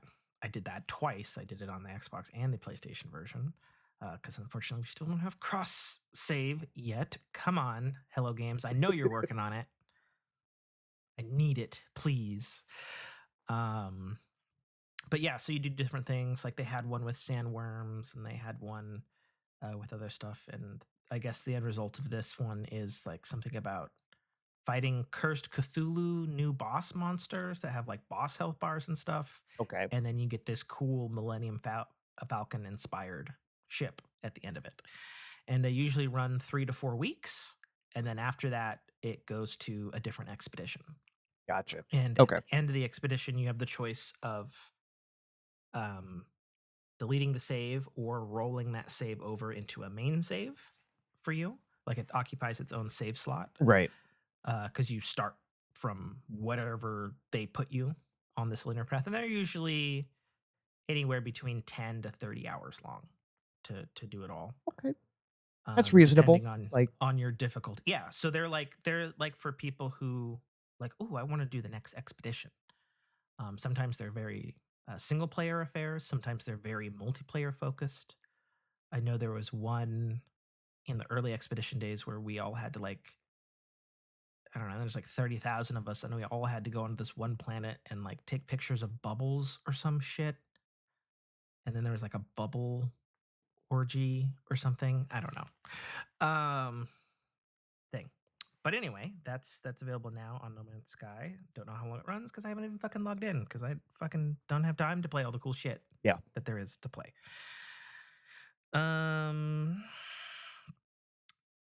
Astroneer's first paid expansion officially has a release date. It is coming November 13th. And it's coming for the paltry, I think it's like $15, $20 as Nate leaves off camera, holding his finger up. I couldn't be more excited as a big Astroneer boy myself. My boys up in Seattle making the game. Fucking love Astroneer. Glitchwalkers is going to center around a new antagonist. It's amazing. I probably talked about it already, but it has an official release date. It's going to be available on all platforms except for Switch on November 13th. Switch will come a little later. I'm told, and as has been the case with Astroneer.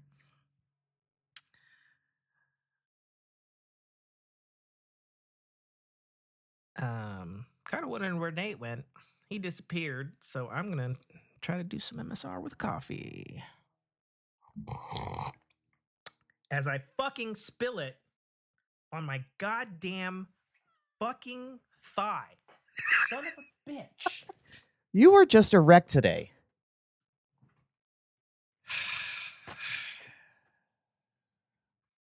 Sorry, I did this last cast, didn't I? I don't know. I don't remember. Sorry, I had a child crying outside my door. Uh-huh. Oh, yeah. I remember you licking things. Fuck's sake. You're about Well, due we for a new shan't be keyboard. doing that again. Right. Speaking of which, I actually ordered a new keyboard, one of those little custom jobbies. So, yeah. So I may be a little more clicky-clacky on future episodes. Lovely. Yeah, I know. They're, how would you, what is it that the kids are saying on the Tiki-Talkies? It's a creamy keyboard. That's weird. Right? I don't I like think the so kids on the too. Tiki-Talkie. Yeah. Speaking of keyboards, quick note. All of Apple's products are now Lightning is dead. USB-Cs on all of them. The keyboard and the mouse are now USB-C chargeable. It makes sense. It does. Although everybody's still complaining that on the actual mouse, the Apple mouse, you still have to fucking flip it over and put the port in the fucking butt that's on the thing. But whatever. Apple. I cannot believe Two things. Apple. Okay. Like every other mouse in the world that has a wire on it has figured out how to put it. looking mouse. Right. Cooler Master. Thing is phenomenal. I was like, it looks like my watch band. Yeah. There you go. But yeah, little Cooler Master openings in there. And So it's got a fan? No fan. Just passive cool. Like, that's the bottom. For those who can't see, Nate's holding up a mouse that's rather holy. Yes. Holy mouse. But yeah, like the cord comes out of the top of it. Yeah. Okay. Put your charge port there.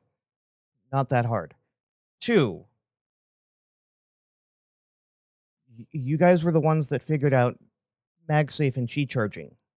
Oh, God. Yeah, that was what I was about to say. I was like, how in the fuck, in this day and age where we can charge our AirPods using a fucking Apple Watch charger, that you can't just like put an Apple Watch charger on the fucking keyboard of the fucking right, or a MagSafe, little thingy on the side.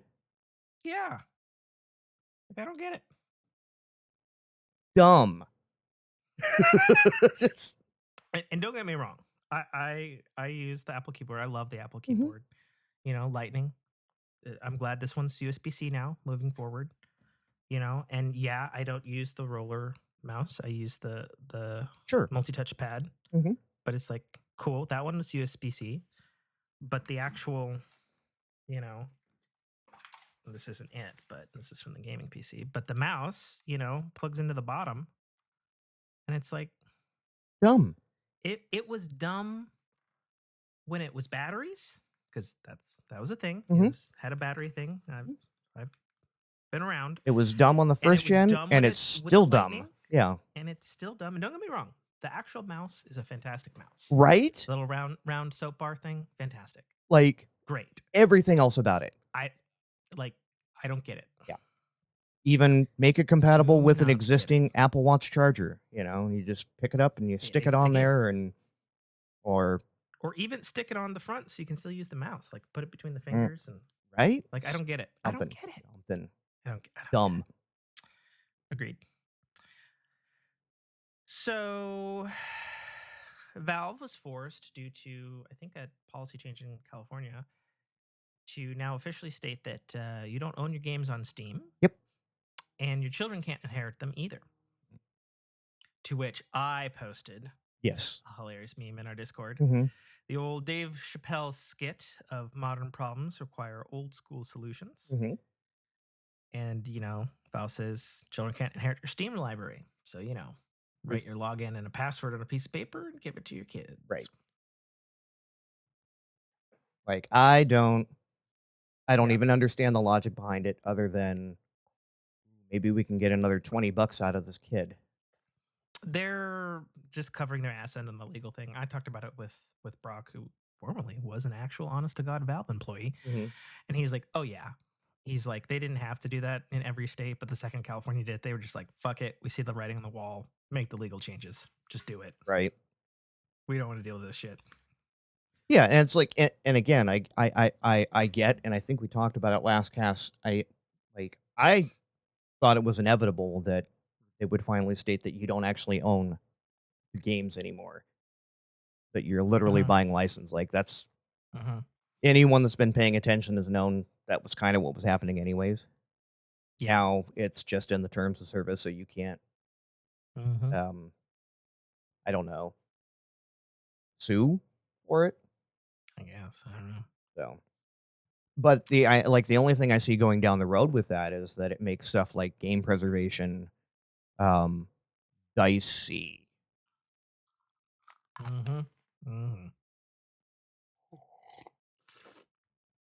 And then, and then in the thing you thought I was going to bring up at the top of the. Oh, you're bringing it? Yeah. You're bringing it up now? Yeah, I'm going to bring it up. Okay, bring it up. I'll keep drinking coffee and putting vitamins in my mouth. Yeah, that's kind of why I was doing it. I saw you're like, I'm not going to chat for me. Give me like a hand gesture, like a just fucking flipping me off. I'm just doing as I'm told. A stick. Okay. Last episode we talked about the upcoming Destiny prequel side project NetEase game. Yep. Well, November 1st, the servers opened. I was part of the the closed alpha test. I got my code. I got everything. You want to say the name of the game? I'm getting there. Damn it. You didn't even say the name of the game. Somebody's listening in their car going, what the fuck is Nate talking about? Well, if you let me get to it, I downloaded, installed it, open up, and I am now playing Destiny Rising. So, Nate, as someone who didn't get into the stupid fucking thing that I kind of wanted to get into, I don't know how you didn't. Curiosity, yeah, right? How is it? What are you playing it on? I'm playing it on my phone because it's a mobile game. Yeah, but lots of people are playing it on BlueStacks and I don't stuff.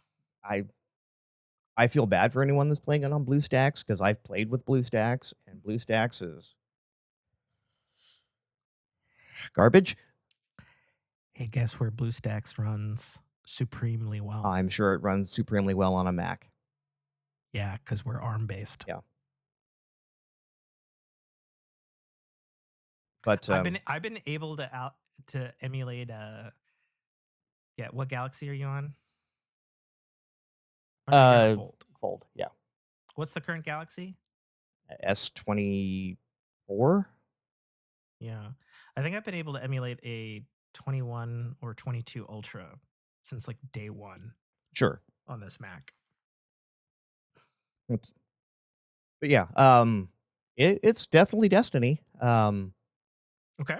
I'm not going to give it too much knocks for the things because it is still alpha and it very clearly states this is alpha. Quality will improve. Sure. The voiceover is solid, but you can tell it's not finished. Okay.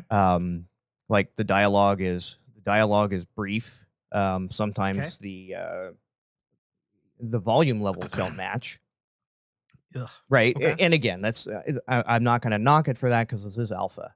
But the gameplay is solid with touch controls. It does auto fire, Like, so basically, as soon as something just gets in your crosshairs, it will fire for you. So it's one less thing you have to have your thumb on. Okay.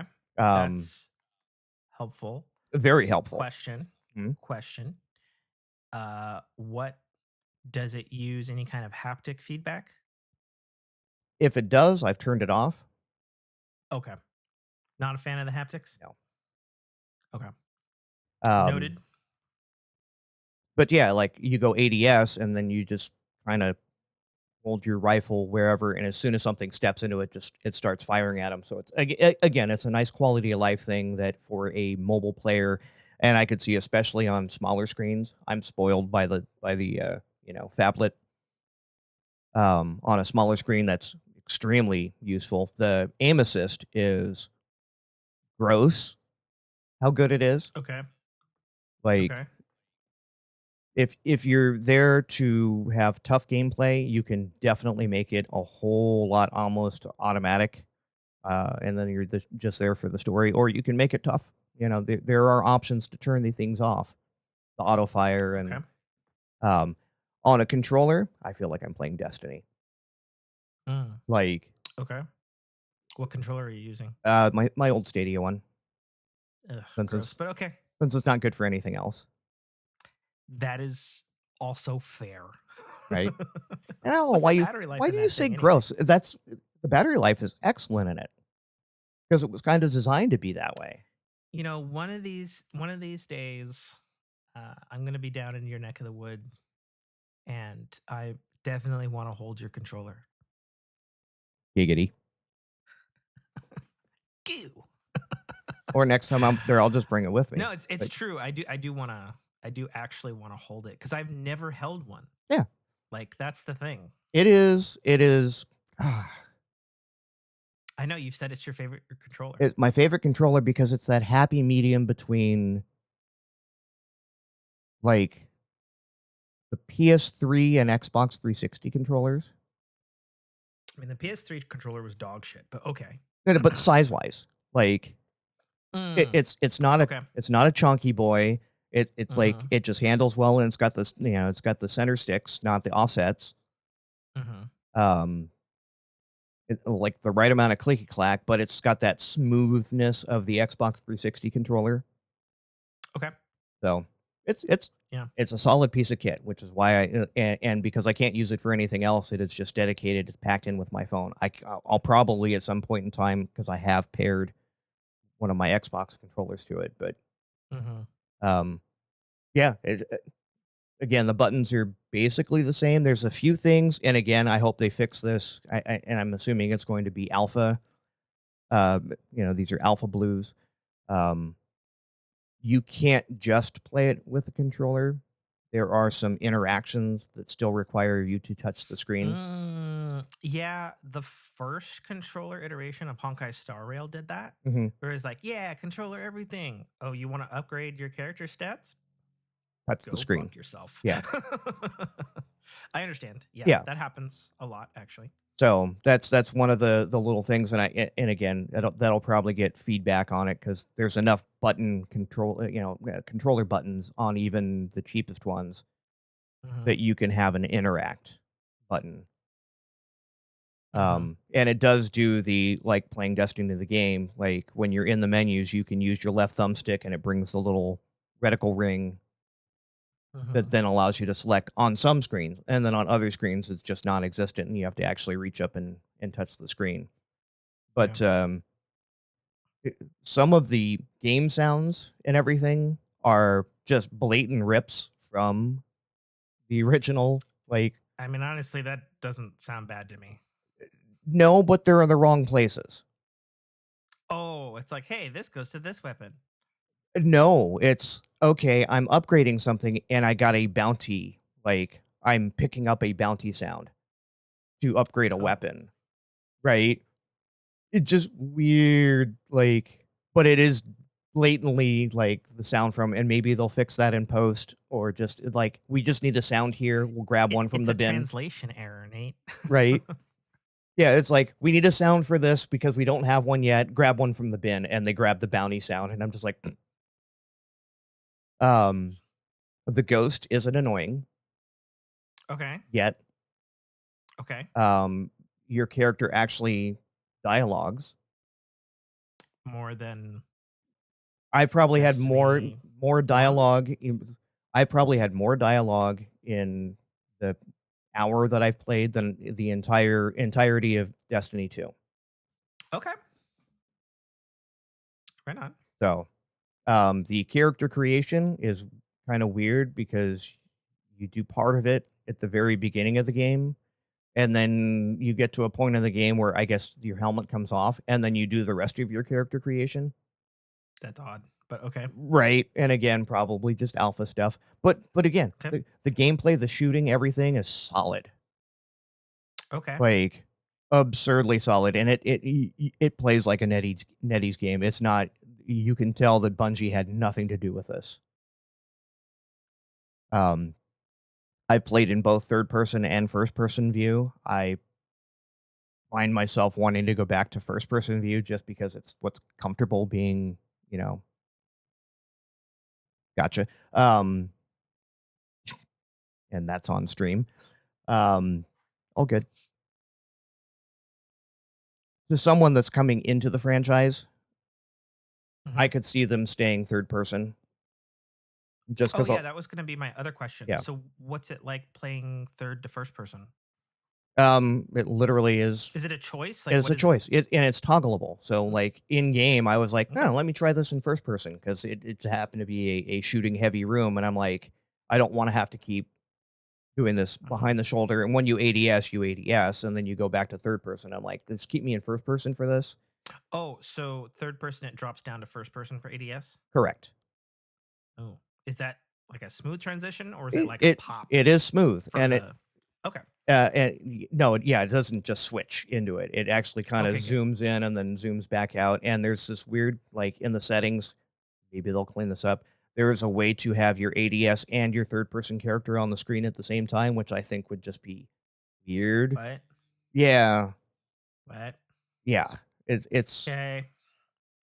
I might screen share my phone in Discord after we get it, and I'll show you some of these things that are just kind of Okay. weird. But yeah, it is selectable and toggleable. Everything about movement and control, there's dead zone, like everything is built in right now. Okay. So good shit. Story seems to have like I just not spoilers, but anyone that knows any of the Destiny lore, I'm interacting now with Radagast and Scory. Okay. So kind of give you an idea what the time frame of this is. Like Okay. this is, pre or Iron Lord era. Yeah, I think I'd heard that as well. Yeah. So, but obviously we're in an alternate time stream, so it's fine. but are we though? Well, that sounds cool. Yeah. Okay, whatever. I mean, you kind of have to be because there are actually fallen like right away in that it seemed to be on your team, but you're still fighting the fallen. It's kind of like today's era. Like we're allies with the fallen, except for those guys over there. Fuck them. We're just gonna shoot them anyways and murder. Yeah, like in Halo. Right.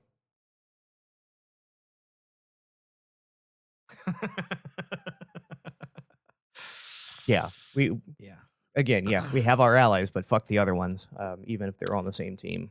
Or we'll just conveniently change the color of their underwear, and that makes them bad guys again. Gotcha. So I have a question based purely on the couple of images that I saw on Reddit. So I saw, despite the fact that they stated the game was not a gacha, I saw a super ass gacha looking picture of like, hey, get this character in the shop. It's 5 stars, and this person's 4 stars, and here's the drop rate. So what's that about? It's something that apparently I haven't encountered yet. Okay. So more details to come is what you're telling me. More details will definitely to come. Okay. Yeah, there seems to be not pay to win, but definitely some pay to progress. Okay. Is there like a stamina thing? Not a Like log stamina thing in, per you can se, but play. it's God damn it. My You hair are is having yeah, my hair is getting all difficulties. fucked up in my headset today. Obviously, just like Destiny, there is currency to upgrade things. Okay. Whereas in Destiny, the video game, that currency is in abundance and you earn it in game as you play. Um, you can't buy it. Okay. And it looks like in this one, like Glimmer. Oh, you're short on Glimmer? $5.99 will give you some Glimmer. Right. So let me get this straight. So a closed alpha has microtransactions. It looks that way. Okay. Like if you touch one, does it? I I'm don't know not going to how. touch one. Oh, okay. Right. Fair enough. I guess my inquiry on that was like, because like I know how it is on Apple, where if you hit a microtransaction, there's a pause, then it pulls up a sub screen that's from like the App Store, and you have the App Store interface, like, Right. oh, hey, are you sure you want to do this? Is that presumably what would occur on your I Android would then? assume so as well. Yeah. Because I Okay. haven't tied any account things to the game. So it's not like I had to put my credit card in game. So Okay. at some point in time, it's going to have to pull up the Google Store or whatever to Okay. confirm the transaction. But yeah, I mean, for a closed alpha, that would be kind of shitty and shady unless those items carry over if you continue to play. That could be the justification. Okay. But yeah, I don't know what's going to happen now because obviously after the alpha, they're probably going to have an open beta. Mm. Um, at least one would assume that standard development cycle. Right. Um, so I Okay. don't know. Maybe I'll push the button and see what happens. I'm definitely not going to put money into it just because one, it is a closed alpha, and I don't know what the roadmap is. Mhm. But yeah, and I'm trying to see what I get out of it as a free to play. Like Okay. go back to AFK Journey, which I'm still playing on a fairly Mhm. regular basis. I booted that up the other day. Yeah. I've basically stayed as free to play as you can get, other than a couple of like, oh, here's the monthly whatever. Um, I guess the not the progression. Well, I guess it is the progression path, the season bundles and whatnot. So you have Mhm. all you unlocks 1 through 100, and then it has a secondary tier on that as well. And I've gotten a couple of those just because it's like, oh, okay, cool. It gives me more pulls on the slot machine. Mhm. Um, and then there's some cosmetics, but I haven't done any of that. But yeah, like for the most part, I'm still playing as free to play as you can get. Okay. And I still have fun with it. It's getting slow at places. I actually joined a guild that has more activity in it, so I'm looking forward to more bonuses there. My guild basically died down to 2 people, and then we got headhunted. Okay. Like, you're the only two there. We've got 2 slots open. You want to come over and let me talk it over? Sure, let's go. And we went. So, how are you guys doing that? Are you doing like in-game text chat or voice chat, or Yeah, what do you in-game guys? What are text you doing? chat. Okay, that's fine. So, and that's the other thing It's with all par the for the with course. Destiny Rising. I've seen people in like there's an in-game chat, Mhm. like guild, and I'm like, there's guilds.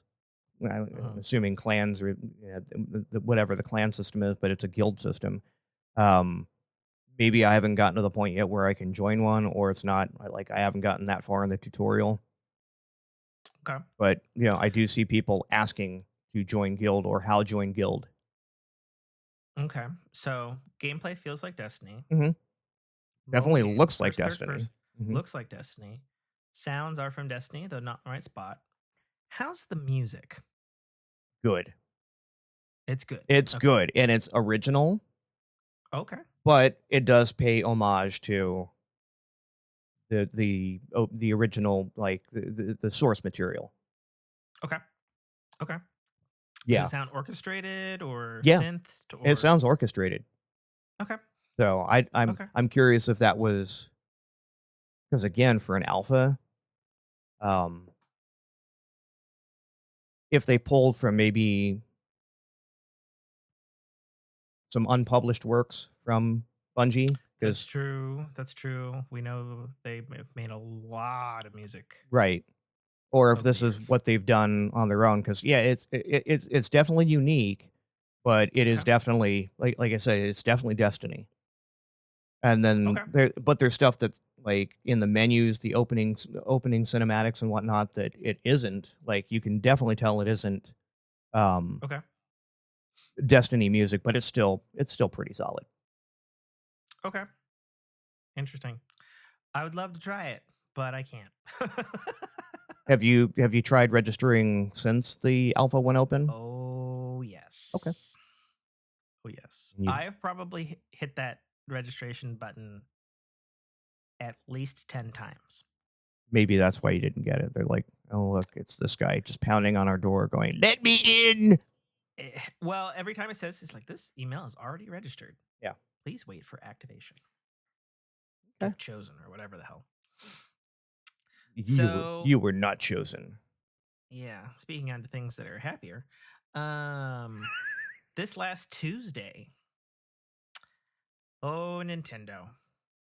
Oh, Nintendo. Leave it to Nintendo to, on a random fucking Tuesday at the end of October, not on a direct.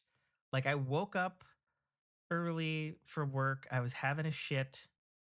I was scrolling through Twitter, and then I saw on a Japanese thing, and it was like Xenoblade Chronicles X Definitive Edition announced for Switch. And I went, there's no fucking way.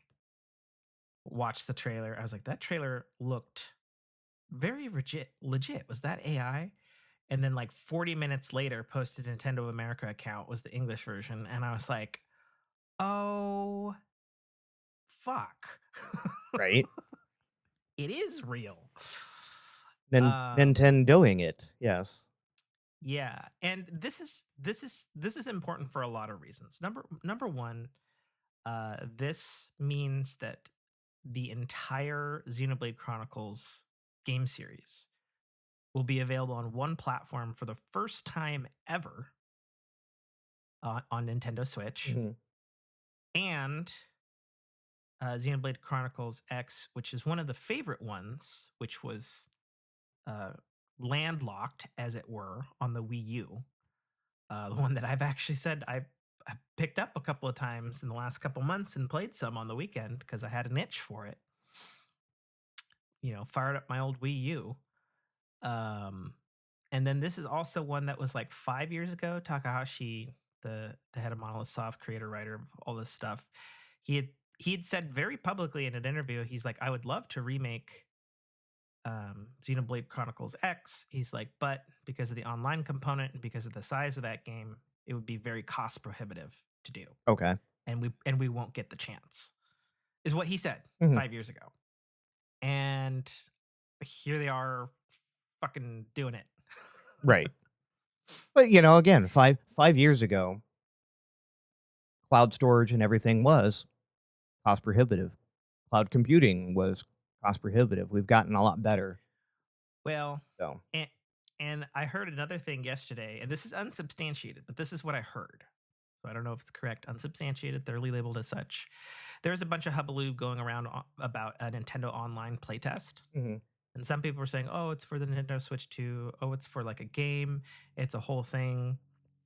There was some data going around yesterday that may or may not have been true, that this playtest was actually for Xenoblade Chronicles X online component. Okay. Because the thing about Xenoblade Chronicles X, or Cross, as people will call it, which I believe is the appropriate title, but I refuse to call things Cross because that just sounds dumb to me. I'm calling it Xenoblade Chronicles X. Fucking sue me. Get over it. There are a lot of things in Xenoblade Chronicles X that aren't necessarily in the other Xenoblade games. Number one, it has a completely open world, no loading thing going on for it. It has a absolutely mammoth map. I think I've pointed to it as before as like, oh my god, how did Nintendo do Breath of the Wild and Tears of the Kingdom Right. with fucking open world? I was like, because Monolith Soft co-developed it, and they did this shit with a gig and a half of RAM on the Wii U. Right. You idiots! They are wizards. Yeah, they know with how to D.I.N.K. do this. Yeah. They can fucking do whatever the fuck they feel like it with very little resources. They're fucking gods of Nintendo technology. But the giant streaming thing for the big open world was a big reason. Like, oh, it'll never come to Switch. Blah blah blah. Mhm. But the other big thing was it actually has an online component, which is not in any of the other Xenoblade games. There are multiplayer features in this game. There's like a passive ghost AI team up thing, and then there's like a quasi MMO. Like I think it's like 8 or 10 players meet up in the world and just fucking gang rape a giant fucking space monster thing. Like those are in Xenoblade Chronicles X, Right. and it's a somewhat odd thing because it's not in any of the Xenoblade games. I used the ghost feature because when I played it, a few years before the Wii U's online stuff shut down, I didn't get to Ghost do any feature? of the. Oh yeah, so let me explain that. So they have a big like MMO rating type thing, and you go to a point on the map and a big monster appears, and then others are supposed to come in. I've seen videos of that because I was playing basically a dead game. Mhm. That definitely was not a thing I could get to function. I think I was able to start it, but it was just me against a giant monster, and it didn't go too well, and I died. Right. Understandable. But I did use the ghost feature. So basically, there's a party management system in the game, and you can have up to 4 party members like normally, but you can get an additional member sometimes at like the start of like mission posts or like from your main little hub place. Okay. And they would be the uh like another person's player character, like all their stats, Mhm. and then they would just be controlled by AI and like follow you and help. And so I was able to use that like a lot, especially like early game where I had like level 20 people and I could drop in a fucking maxed out god tier dude and have him just fuck shit up with Right. AI. Okay. And that would be another thing that Xenoblade Chronicles X has that the other Xenoblades don't. You have a player made character in this game, like so you go through change voice, features, physical stuff, fully Right. customizable, non-voiced, aside from grunts. But so yeah, so it has some oddities to the game that are definitely, they're not just porting a single player game Mhm. over. And I'm sure that was probably one of the hesitations that, well, we'd have to have servers, we'd have to rewrite the net code probably, we'd have to figure out how to work all this stuff again for Xenoblade Chronicles. This one specifically, either that or just cut the feature, and replace it with Sure. something else, or just cut it. I'm sure that was probably the other, what he was talking about 5 years ago. Well, you'd have to have servers and you'd have to build all this stuff that Mhm.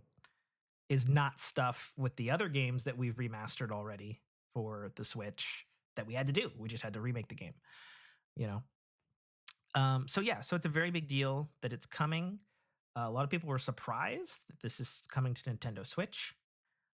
I'm not. Again, they were able to get this running on 1.5 gigs of RAM on the Wii U. Right. The Switch is more than capable of handling it. And, people would be like, oh, well, we can't. And I'd be like, well, but also look at the fact that Monolith Soft has been able to make the impossible for Yeah. multiple Nintendo consoles. So, But it can't run just it. fucking Yeah, maybe it can. And yeah. just let it happen. Don't be mad about it. So, 1 second. Wife's texting me. but yeah, like you said in the Discord, this would definitely be, even if, oh, okay, so it runs on the Switch. Mhm. It will definitely run on Switch 2 hardware. Yeah, which is everything, and their mother says it'll be backwards compatible, Right. which makes sense. And given the fact that it's launching like March 25th Mhm. of 20, so March 25th, 2025, which is next year. Mhm. So a lot of people are like, so switch to March 2020 Right. or 26. You know what I mean? Like when switch to. Digital Foundry actually has already done a little bit of an analysis on the trailer. They're definitely seeing improved textures. Big thing is the character models look completely redone, which is a good thing because that was one thing that stood out as Xenoblade Chronicles X. Like the art design was amazing, but the character models were a little odd. Okay. Like eye widths and just there's just something odd about it. And a lot of people trumped it up to the fact that Xenoblade Chronicles X doesn't have the same art style as the rest of Xenoblade Chronicles. Xenoblade Chronicles has like a very like Japanese mature anime art styles. Sure. Xenoblade Chronicles X has a not anime art style. Okay. They're still keeping with that not anime art style moving forward. They didn't like retcon the art style. But people have already seen some retcons with the characters that they showed in the trailers just because they have way updated designs. I would argue fixed designs. And then the very big thing that they teased at the end of this for Xenoblade Chronicles Definitive Edition launching on Switch next year. Small spoiler alert, Xenoblade Chronicles X ends on a motherfuck fuck you cliffhanger and rolls credits. And everybody's like, what? So people have been waiting a very, very, very, very long time for some kind of resolution to that. And the like last 5 seconds of the trailer show new content, and that we may very well get that resolution. And based on the other Xenoblade Chronicles that got either DLCs or definitive editions, people were particularly citing Xenoblade Chronicles 1 when it came over to Switch and it's got its definitive edition. It had a whole ass other campaign that was like an additional 30 hours, totally new content, never before thing. So Right. people are hoping against hope, especially since it is teased, that there's at least a DLC or at least like another chapter to at least wrap up the what the fuck ending. And then a lot of people are curious as to why it's so late in the Switch's life cycle. And they're like, well, okay, are they doing this now because there's going to be a Xenoblade Chronicles X2 in the future? Like, what's the thing? Is it just so that we have them all on Switch? Like, what's the hidden agenda, as it Sure. were, Yeah. with this title? I could see it going A multitude of ways. Yeah. a multitude of directions. Nobody really knows. We'll find out next year. I assume we'll probably have another trailer and probably like a features overview, because typically the way Xenoblades have released, they have like a cool trailer and you're like, oh shit, it's a Xenoblade game, and it's like story and looks cool and stuff, and then they'll have like a features overview, and then they'll have like another trailer that like really hypes you up, and then you'll have the game. Is typically how they've done it. So I fully expect that probably, maybe not this year, but like starting next year, we'll get some more trailers. Sure. And then of course the big thing that people are interested in knowing how they're handling with the definitive edition is like, well, so this game was designed for the Wii U, which means you had a second screen at all times with all kinds of shit on it that did stuff on the map to controlling stuff to stuff. And they're like, okay, so how are we handling that with the lack of screen? Like, what are we doing? What's the gameplay look like? Right. From that aspect. So that is definitely another thing to consider that will obviously be handled differently because it has to. Well, how many? Because I've never played with the Wii U. Yes. How many buttons did the controller have? Standard button arrangement and a stylus. Okay. So yeah, it's 4 button. Correct. Triggers. Yep. Okay. I was gonna say maybe like additional buttons on newer, more modern controllers could take the place of. Okay, yeah. The thing is, the second screen is a touch screen on the Wii U pad, and sure, the Switch has a touch screen, but if you're playing it docked, you're not going to have that, right? You know, so it's like, okay, they need to have a new interface, basically. Sure. Straight up.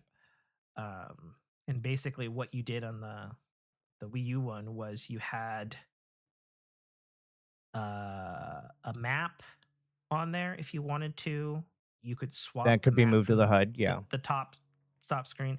The thing is, though, the map had like its own game system in it. So it's simultaneously like a map. Mhm. It was your fast travel, but Mhm. there's also like this whole game system. So the map's like divided into octagons, actually. And each octagon is like linked to part of, because basically the gist of the game is humans run away, Earth blow up, they crash land on a weird alien planet, and they have to expand out and get resources so they don't die. Okay. Very, very straightforward in the plot. And so part of the game is expanding your base and your supply lines, like, oh, hey, we found this mineral ore thing over here in this octagon on the map, and you like make a pipe over Sure. to get resources. Well, So there's like a I get what you're quasi saying, but sim building thing was with there, it. like, other than because we have a screen that we can do this on, did it have to be there? Like, was it integral to, No, okay, you could do it in its own right? thing, Like, you could hit but it menu was button and then, okay, there's your second screen.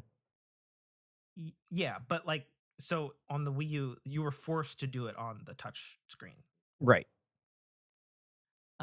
So yeah, you could replace the stylus with just like a selector, but I feel like given the way they redesigned a lot of stuff for Xenoblade 1 Definitive Edition, they'll probably just redesign something better.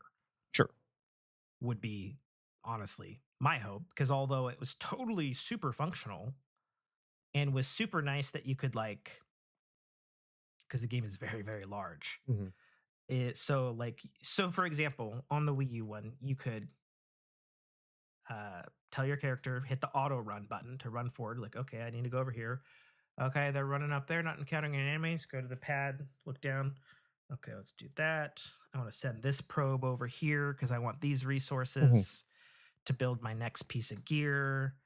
Looking around on the map. Am I seeing anything that looks interesting? Look back up, make sure I'm not in danger anymore. Look back down, you know, Right. and go about, you know. So we'll see. We'll see. Yep. Super excited.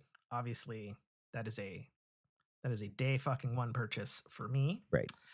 A series near and dear to your heart. So, Well, that and like, Xenoblade Chronicles X, they did a lot of things that the others don't. Like you have mechs in that game, Mhm. which are awesome. And you have a full open world, like genuinely open, not just a gigantic ass world, which is Mhm. typically how the Xenoblade games are. Um, and you can like fly in that game, and your fucking mechs are transformers and can turn into these like dirt bike buggy things. And then the other thing too is like the world is just like it's like really cool because it's alien and it's Mhm. weird and there's weird creatures and it's like, oh, those are cool looking weird rocks and that fucking floaty plant looking thing, and like it's got a really cool like super alien sci-fi vibe to it, which is awesome. But enough about that. So you posted a thing about old Concord Game Studio of Yeah. PlayStation. Like we all heard Concord came out to just poor reception. And I'm being as kind as I can. It bombed. Mhm. And people had their reasons for why it bombed, whatever.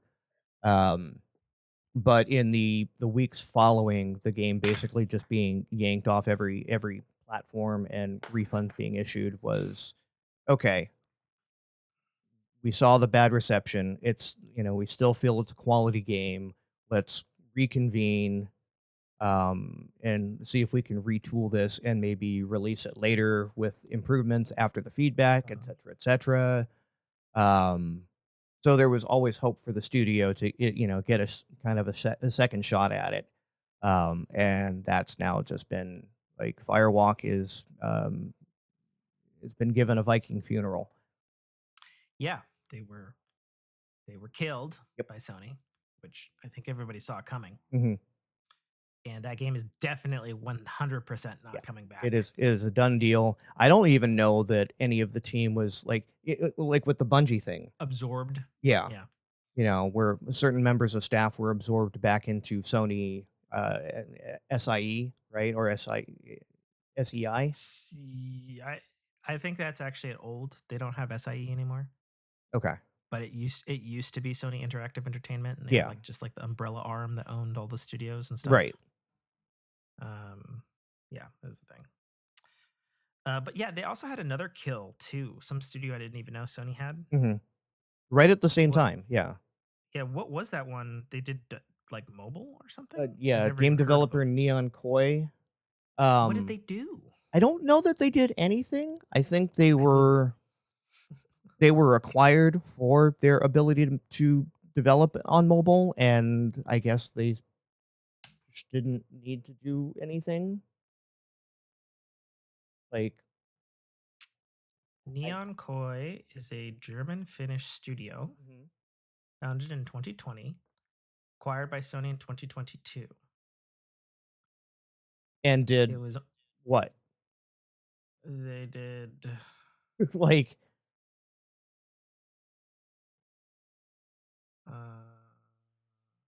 doesn't say on their Wikipedia, but they still have a website. Says we we make make mobile action games. action games with epic Yeah. stories. Join the pond. Make a The fuck did splash, you? What did right? you guys make, motherfuckers? And maybe this is why they don't have a job anymore, because like, Yeah. we make games. Okay, which ones? Games on mobile. Okay, which ones? We don't have any. Oh, okay. And maybe they were acquired because Sony wanted to get into a mobile market. Oh, hey, I found the press release from SIE, SonyInteractive.com. Okay, so I'm wrong. That's fine. They made the difficult decision to shut down two of our studios, Neon Koi and Firewalk. Blah blah blah. Firewalk. Nothing about Neon Koi other than their mobile action game, no name, is not moving forward. Right. So they were doing some kind of mobile action game. Sure. Okay. Cool. Yeah. Whoop-de fucking do. Yeah, so they're dead. Bummer. Like, Yeah. You posted a mini game of Destiny Rising, a picture in our Discord. What was that about? You never yeah. explained. So,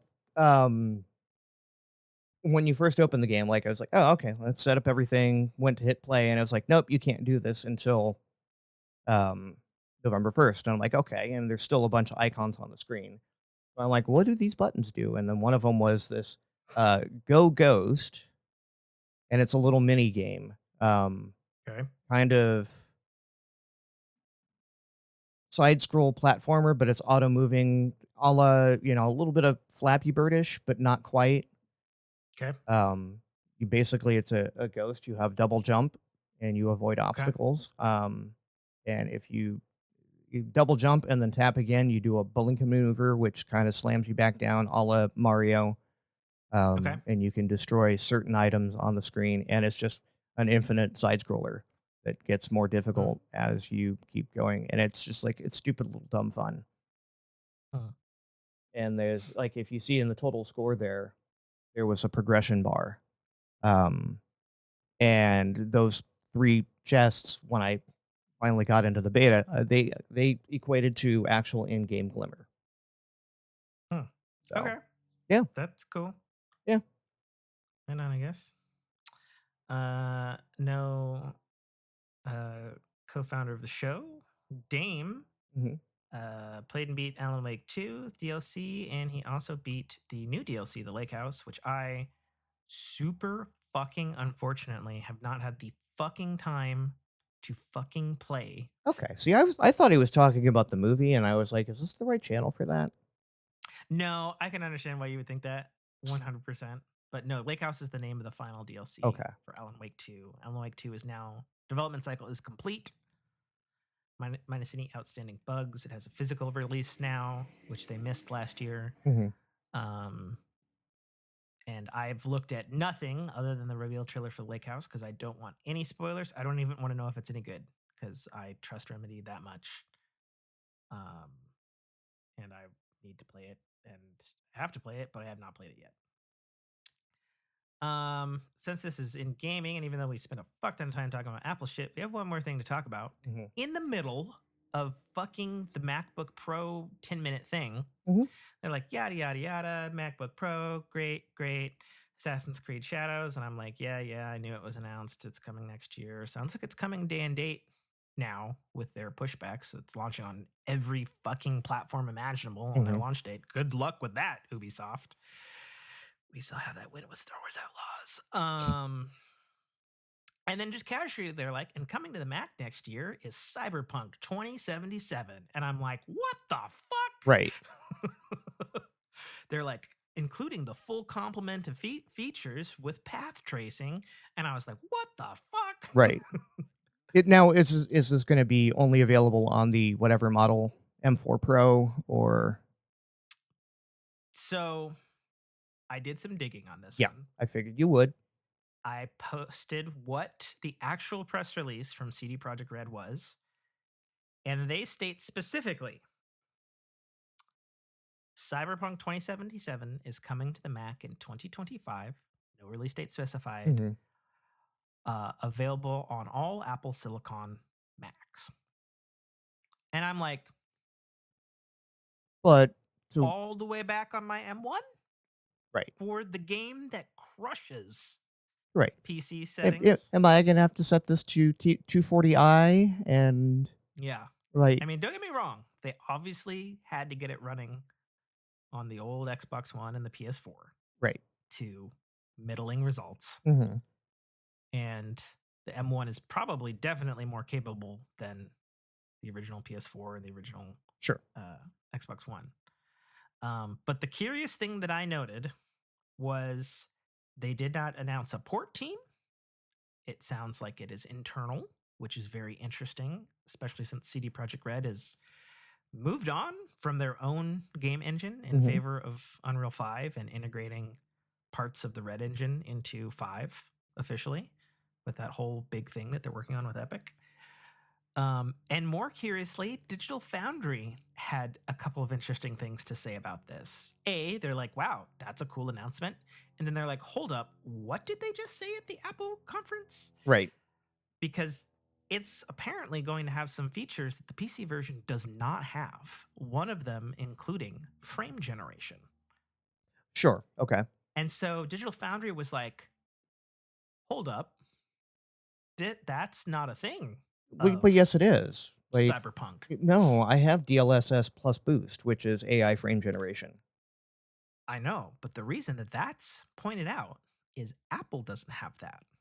And so they pointed out, okay, so they're either making something crazy cool and new with their own Red engine. They're like, or this is secretly the, hey, by the way, Apple's got frame generation coming to the next deployable version of their graphics API. Right. Which would probably be, if I were a betting man, I would bet on that, considering they have already Metal FX, so they have AI sharpening and all that sort of stuff already, and it works, according to Digital Foundry, better than some of the competition. Right. So yeah, so that was kind of a big thing of note. I'm super curious about it.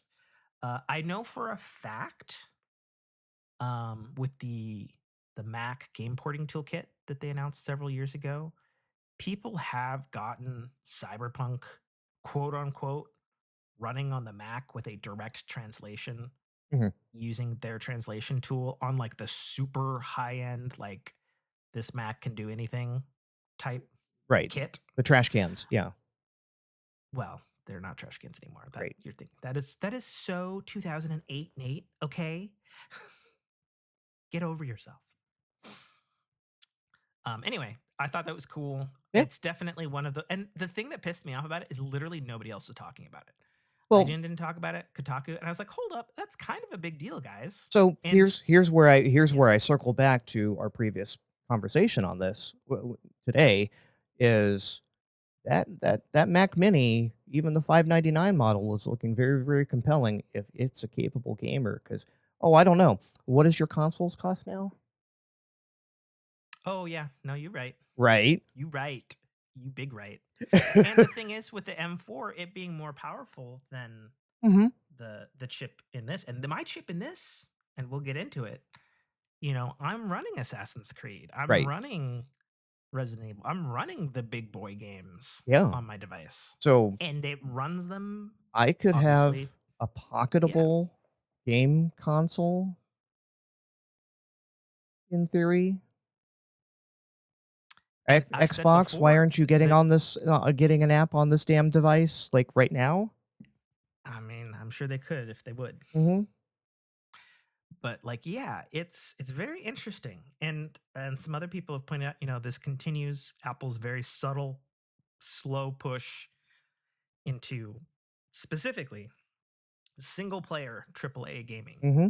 available on their platforms and not in a small way. Yeah. And I'm like, Yeah. yeah. Another thing to note, CD Projekt Red's official page states specifically it will launch on the App Store and Steam for the Mac. Nice. Makes sense, covers their bases, another revenue stream. Fuck yeah, why not? Now, will it launch at the same price on both? That's anybody's guess. Okay. That's anybody's Or are guess. they gonna, factor If in I were to the Apple Cut? guess, if I were to guess, it'll probably be like $70 on Mac for the Apple Cut, Mm-hmm. and maybe like $40 on Steam because Steam. Right. The other thing that's unknown at this time is whether or not, if you have it on Steam, like usually occurs with Steam purchase games. Like, does that mean this Mac version is free? Hmm. Right. Because typically, Yeah. and this is why I try to buy my games on Steam. If there's a Mac version, I've got it in my Steam thing. Steam's fucking awesome. That's why everybody uses Steam. Mm-hmm. It's not just because it's the oldest boy and it's kind of cantankerous and clunky, which it is, but it also offers the best experience to play your Yes. games It is, on a PC or Mac. its library becomes an actual library, not a Yeah, store. its library is the library. Yeah, it's not a store. Right. Yeah, I mean it is, but you know what we're talking about. Yeah. God damn it. And then if Nintendo wasn't done throwing people curveballs, because who had fucking, oh hey, we're actually announcing Metroid Prime 4. Oh hey, here's a fucking alarm clock. By the way, here's your Xenoblade game. What? And because they weren't done last Thursday, or I guess no, Wednesday. Wednesday? Yeah, Wednesday. They're like, by the way, introducing Nintendo Music for iOS and Android. So what is this? Is this basically Okay, a Nintendo I have Spotify? this. I've played with this. So what this is it is a free app that offers you a rotating selection of official Nintendo music from Nintendo games in, to my eyes, because I don't know what Spotify looks like because I don't like Spotify, a very Apple Music-esque looking app. Okay. Very bare bones, basic, functional. And if you sign in with your Nintendo Online account, which of course I have, you have available whatever all music they have in there, which is not a lot, and it's an odd selection at that. But it's available for streaming. You have your different streaming qualities. You have your download app. Typical Nintendo fashion. It's very polished. It doesn't seem buggy. It works. Obviously, it's a fucking music app. Mm-hmm. So it's not the craziest thing in the world. And then the two cute or smart features, as I would say, for the Nintendo Music app is one, when you click on a track, you get a picture of whatever, like of the game from the specific thing in the game that you're listening to. So, like, for example, Mario 64, you click on Bomb on Battlefield. Oh, hey, you see a picture of Bomb on Battlefield. Solid. Okay. You also get the ability to say, hey, have you played this game before? If you haven't, click the spoiler tag to spoiler mark specific tracks. Okay. I played with this just to see how the Yeah, I guess if works. you've never played Mario and the track is Death of Bowser, you'd be like, oh. I mean, right. Yeah, you summarized it faster than I could. I was going to say I tried it with Breath of the Wild. everybody knows you fucking fight Ganon at Right. the end of the game. It's a fucking Zelda game. Duh. I chose Breath of the Wild because it's older. It just, fades those out. And like, are you sure you want to see this track? It contains spoilers. And I was like, okay, I mean, that's nice. Yeah. I guess, and then their third little cute feature is, hey, here's the CD version of the track. And here's the in-game 15-minute loop version. And why not? There's an hour loop version. I'm like, okay, sure. I'm installing it. You know me. I like my music. Do you have a Nintendo Online account? I do. Okay, well then you get the full library, which is a weird library, by the way. When you look at it, even you'll look at it and go, huh, Ocarina of Time, but not Majora's Mask? Sure. Star Fox, okay.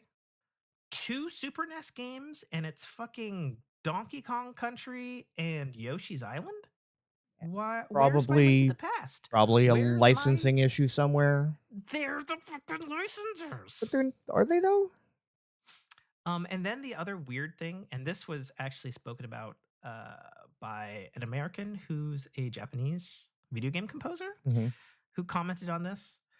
There is no fucking credit in the app for who composed said track, which is so weird. All right, uninstalling the app now. And this guy, who I guess is a Japanese video game composer, even though he's an American, he commented on this and he said, this is actually standard practice to not note who did this. They're like, for Nintendo or? No, they said across the industry. Oh, okay. They said it's just the way it is traditionally here. Like, it's typically not in our video games. It's typically not in albums. In Japan. Games and gotcha. Stuff. Yeah. And so it just, it's obviously made by Nintendo, so it's coming from Japan. Sure. Wasn't a thing to think of. Yeah, because I was like, no, yeah. I want to know. And here we do know. Like, are Koji Kondo, the John Williams of Nintendo. Right. Which tracks are going to be Kirkhope? God damn it. I'm fucking up his name. Irrelevant. He's the guy who composed Donkey Kong Country for Rare. He's British. Very active on Twitter. Fun guy, actually. So yeah, that's a thing. It's weird. It's out. Download it for free. Check it out. Go for it. Yeah, then I have everything I've been playing, which I'm going to have to try to remember everything I've been playing because Discord was being just a total cunt to me this past week, and I don't know why. I expressed my I see a bunch of HIC files. Yeah. That I can't even open. I don't know why they're like that. Discord's being weird. So, I guess first topic on that. So typically, I post stuff to our Fork in the Ear podcast Discord, which you can join too. Find us at www.dynamicworksproductions.com. Follow a link there. Follow the link on this. Hey, you should be doing this, co-host, co-producer, executive. What, adding W's? Oh, I thought you were grunting at me for pimping our shit. No. Okay. It was www. Yeah, www. Don't you know? Anyways. Gonna hit him with a stick. Since I got my iPhone 16 Pro, I have not been able to send photos or screenshots to Discord. And initially be like, okay, I have a bigger screen. My screen captures are higher resolution than they were on my old iPhone 13 Pro. Discord has a file limit of 10 megabytes if you're not Nitro. Fine. However, I've looked into the actual fucking file type here because I was curious as to why are these photos not going. And Discord allowed a file that was 15 megabytes, yet other files that were smaller, like 9 megabytes, were not allowed. And I'm like, what the fuck, Discord? What is wrong with you, Discord? So I attempted to circumvent that this morning, and I exported all of my shit to JPEG, low resolution, and tried to upload them via the Mac app. And it told me to go fuck myself because I was selecting too many images. And I was like, okay, fine. And it's like, you can only upload 10 images at a time. I select 5. It says, you can only upload 10 images at a time. And I said, you motherfucker. I'm trying to do what you're asking. You are not being cooperative. You slutty bitch. Right. It's like trying to, sign in or create an account with a password. And it's like you put in a password. It's like you're missing a letter or a capital letter. You put in a capital letter, and it's like, it's exactly right. like that. You have a capital letter It's now. You're missing a exactly number, like and you're that. like, okay, here's do it with a number, and you're missing a symbol. Like, yeah, it's exactly like that. It's so fucking annoying. when you do all So that, anyway. and it says, and your password is too long. So anyway, I've been playing a lot of weird stuff. So number one, because it's most recent, been playing more Vampire Survivors. Originally, I tried that on Apple Arcade. Then they announced a while ago that, hey, Vampire Survivors, that cribs all of their art designs and basic weapons from Castlevania, is having an honest-to-God proper Castlevania crossover. $3.99 DLCs available on Halloween. And I was like, ooh, I want that. And then I looked into, because I'm playing the Apple Arcade version. They're like, hey, you don't have DLC because you're playing the Apple Arcade version. I was like, fuck. So I got the regular version on the App Store and paid the couple of bucks for whatever it was. Not a big deal. It's only a couple of bucks. Got the DLCs for it. I was like, oh, this is better than the Apple Arcade version. What the fuck? Why is this game slightly different? This perturbs me. Then on a whim last weekend, me and the wife got Vampire Survivors on Xbox, and we're playing it in co-op. And then I was like, hey, this game's better still than the mobile version and plays great with a controller. Huh. So now I've put a decent chunk of time into the console version of Vampire Survivors with the Castlevania DLC packs. I bought the other DLCs too. They're like $2.99. There's like 5 of them. I was like, yeah, sure, why not? So I've been having a great time with that, actually. And I kind of fully believe, unfortunately, that even though my gateway into this was, okay, I got it with my subscription to Apple Arcade. Mm-hmm. Okay, I played the proper paid mobile version. I feel like probably, obviously, the game started on PC. That and the console versions are probably the way to go because something about them, they're just better.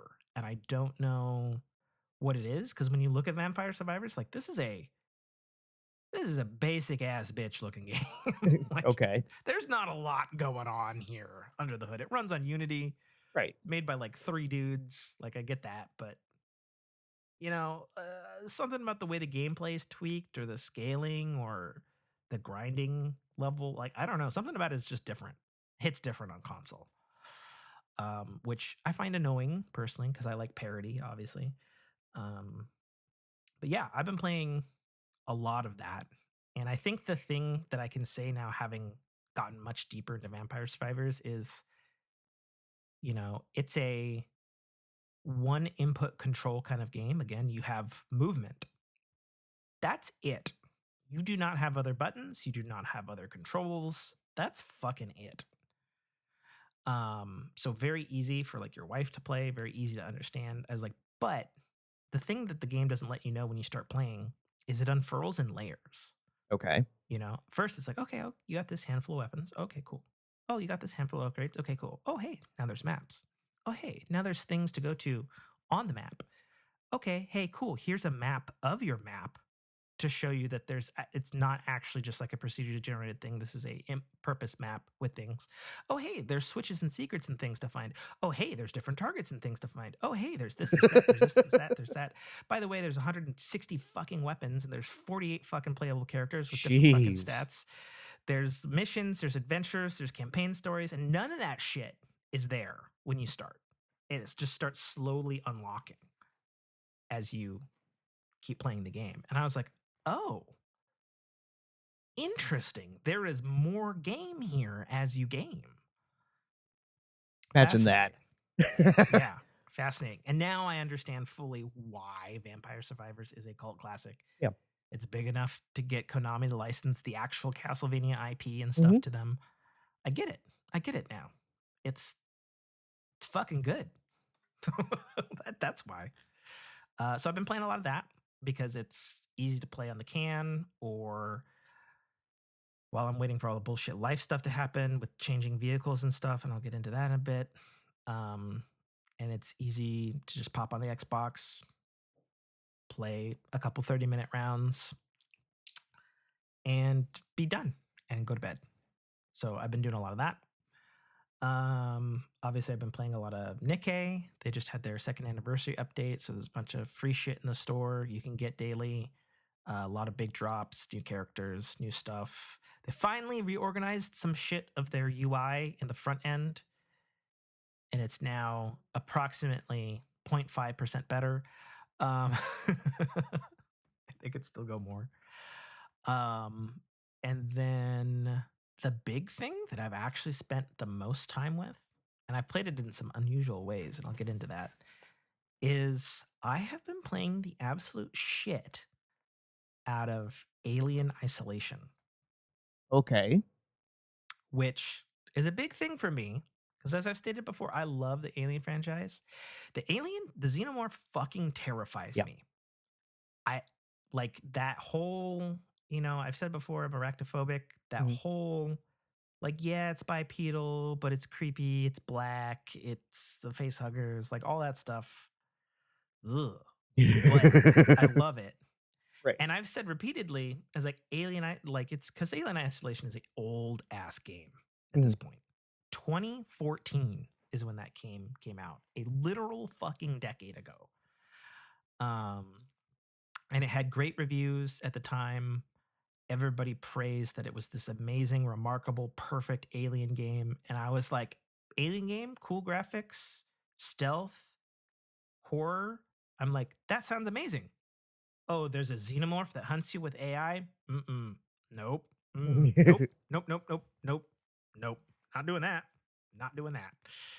And I may have mentioned a little bit ago when I got my iPhone 16 Pro that Alien Isolation was one of the big games that was stated as like, hey, here's a big boy game, full console game on your phone. And it's actually the best version of the game, with DLC graphics. The team that did the port, Feral, improved upon the original. And so I've been playing it exclusively on my iPhone 16 Pro Max. And I have been doing both touch controls, sitting on the John, hooked to my controller with it clawed above my bed. So I'm playing in kind of a pseudo dark room VR kind of situation. And this is going to sound super fucking weird, AirPlayed to my TV, but not through my Apple TV. Okay. Yeah. So in the past, I've always been able to AirPlay to my Apple TV because obviously it's an Apple device. It has AirPlay. It beams the screen over. Whoop-de-fucking-do. Depending on the game, that can be very mixed results. Right. I think, Input delay. Back in the earlier this year when the Delta app launched, the emulator, it had the best AirPlay implementation I've ever seen, where your screen goes black. It's not running on your device, using more resources, beams it perfectly to your TV. I was like, oh, fuck yeah, this is the way. But if you wanted to do that with, say, Death Stranding, or literally pretty much any other game, Honkai Star Rail or anything, is a choppy, delayed, not great experience. So I was playing beamed to my Apple TV Alien Isolation last Saturday. And I was playing it for a good couple of hours. And wait, you said you didn't do it through the Apple TV. I know. Okay. I'm getting to this. Okay. Did it to the Apple TV. You sacrifice a couple of things when you AirPlay. You lose HDR. You obviously lose obviously the screen on my iPhone 16 Pro Max is superior in every color way to my big screen LG 2020 TV. So you lose those things, obviously. And you lose a little bit of aspect ratio because, the game is for this weird super wide aspect ratio. So you're playing basically like it's a cinema movie, like Right. very wide letterbox, a little bit odd, but fine. On a, what do I have? 65, 68-inch TV, something like that. And I had some hiccups, and I was losing frames and stuff, and I was getting chased by the alien, and I was like, I'm not having this. I need to do the thing. And so the typical solution is you unairplay, you re-airplay again, and for whatever reason that seems to fix hiccups. Annoying task, Right. whatever. So I accidentally hit AirPlay, and I hit AirPlay directly to my LG TV that is an older model. Okay. And I went, "Holy fuck. What?" One Several less hoop to things. jump through? Yeah. One less hoop to have to jump through, obviously. No lag. Mhm. Got HDR back, and the picture resolution, at least to my eyes, looked way the fuck crisper. Sure. And I went, "What? My old ass fucking LG TV that has older tech in it than my dedicated Apple device that's designed to work with AirPlay Mhm. does AirPlay better?" Mhm. And I went, "Well, fuck." Mhm. So then, delighted with that, I played Alien Isolation for like fucking 8-10 hours last Saturday that way. Like a full console experience. Yeah. And the other thing that it did, and I didn't even know that the game supported this on my iOS device, like I had my 5.1 surround sound going too. And I was like, "What the fuck?" And then and two things happened other than me being bewildered that this product was out appling my Apple product. Mhm. That, Did you then try other games? no, No? I didn't. I mean, I wanted to, but like I was like in like Right. Okay. So you we'll haven't. get to it in media. Like I rewatched all the Alien films Yes. this last week. Like I'm in the Alien zone right now. But the thing that made me realize was like, oh man, if this works this good with the LG TV, and if they ever get around to giving like an actual honest to God powerful performance boost to the actual Apple TV set box and had this level of performance with AirPlay, Mhm. it's like, man, that's like I would get a lot of console games, like I'm already trying out with Death Stranding and Assassin's Creed. Mhm. Like I would just get them for that and do it that way because the experience is as good, if not better, than console. Sure. And I'm using a console controller. I mean, And I was like, your Mac Mini is fuck. probably the size of your Apple TV now. Or sorry, your yeah, the new Mac Mini. No, the Apple TV is still smaller. Not by much though. No, it's definitely a lot closer. That's for sure. But yeah, it's absolutely right. And I'm just like, man, they should just make a Mac Mini Apple TV at this point and then just do it natively. Mhm. Like they should just do it. Mhm. They should just pull the trigger and be like, okay, this is a $500 Apple TV. Like, but It's a full-fledged it's computer gonna and a run full-fledged gaming all this console. shit like a motherfucker. Yeah. And I'm just like, man, Apple should just pull the trigger on that. They really should. I'm just saying. Mhm. Just saying. I've wanted it for a while. They should. They should. They should. Because anyway, going to my Alien Isolation experience, man, did I sleep on this game. Like, I coma slept on this game specifically because of my fear of the alien, which, by the way, you don't encounter until like 3 or 4 hours into the fucking game. Mhm. And it tricks you into thinking that it's a totally different game until that point. But man, I got handed to Creative Assembly. This is the team from Sega in the UK, I believe, who's known for making the Rome Total War RTS games of all things. And then randomly they made this alien, one of the greatest horror games I've ever played. Like that's what I'm saying, and I Mhm. haven't even beat the game. It's that good. It's that good, folks. Yes, there are some dated things because it's from 2014, like human characters, little janky in the looks department, Sure. for sure, 100%. But that doesn't matter because there's not a ton of them. Alien looks great. The actual environment design is like perfect. Like you feel like you are in the alien universe. Everything from the menus to the different mini games they have you do to all this sort of stuff. And I guess I didn't really understand what type of game Alien Isolation was. And for me, the type of game Alien Isolation is it is a It's a Dead by Daylight. It's a no, it's not like that at all.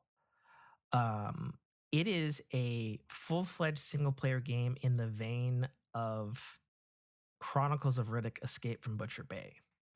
And what I mean by that is it's a game that emphasizes stealth, talking to people, gathering information, getting upgrades, crafting stuff to survive, uh, and doing like actual stealth things in a good way in a first person game, which is hard to do. And it executes them so beautifully. I'm like, Jesus, no wonder everybody is talking about this game. And it does it in a way where you don't really have weapons, so to speak. So it really helps to add to the tension. And so, to put this in perspective, a scene that really laid into me how special this game was is one of the levels you're running around in. You're trying to get to an objective. Between your objective is malfunctioning AI robots that may or may not be friendly if they spot you. Looter, quote unquote, humans that will shoot you on sight and kill you and hunt you down. And by the way, the xenomorph is running around and hunting you while this is happening, while you're also like sneaking to computers, turning off lights, enabling vents, changing your routes, and stuff to your advantage. And it is fan fucking tastic. What a special game. And like I said, because the alien is terrifying to me, like it is fucking terrifying to know that you can be doing this and you're like in the zone. You're like, okay, if I do this, I can send this droid that way. And maybe that droid's a bad droid and he can attack the humans, which will cause a distraction. So then I can get to this room. And you're trying to like juggle all of this stuff. And it's like, okay, you're like sneaking, you're doing stuff, you're setting traps, you're changing this. It takes place on a space station to like get to this thing. And you're like getting to the objective. And then, because it's an aliens game, it's like, ski beep, Yep. ski beep. And you're like, shit. Ski beep, ski beep. And we all know that sound. We And I was all like, know what that fuck. sound means. You know, and like, because you have like the thing from Aliens 2 or whatever, like pretty much exactly, you don't know whether that ski beep is okay. Is the alien on the same floor as me? Like, Right. is it up in the ducts? Is it down below the floor? Where the fuck is this alien? You know, and you'll see it like come to like where you are on the thing, and it'll be like right on top of you, and you're just like A, where, and B, what can I do? You know, at that point it's like, okay, you can hide in things.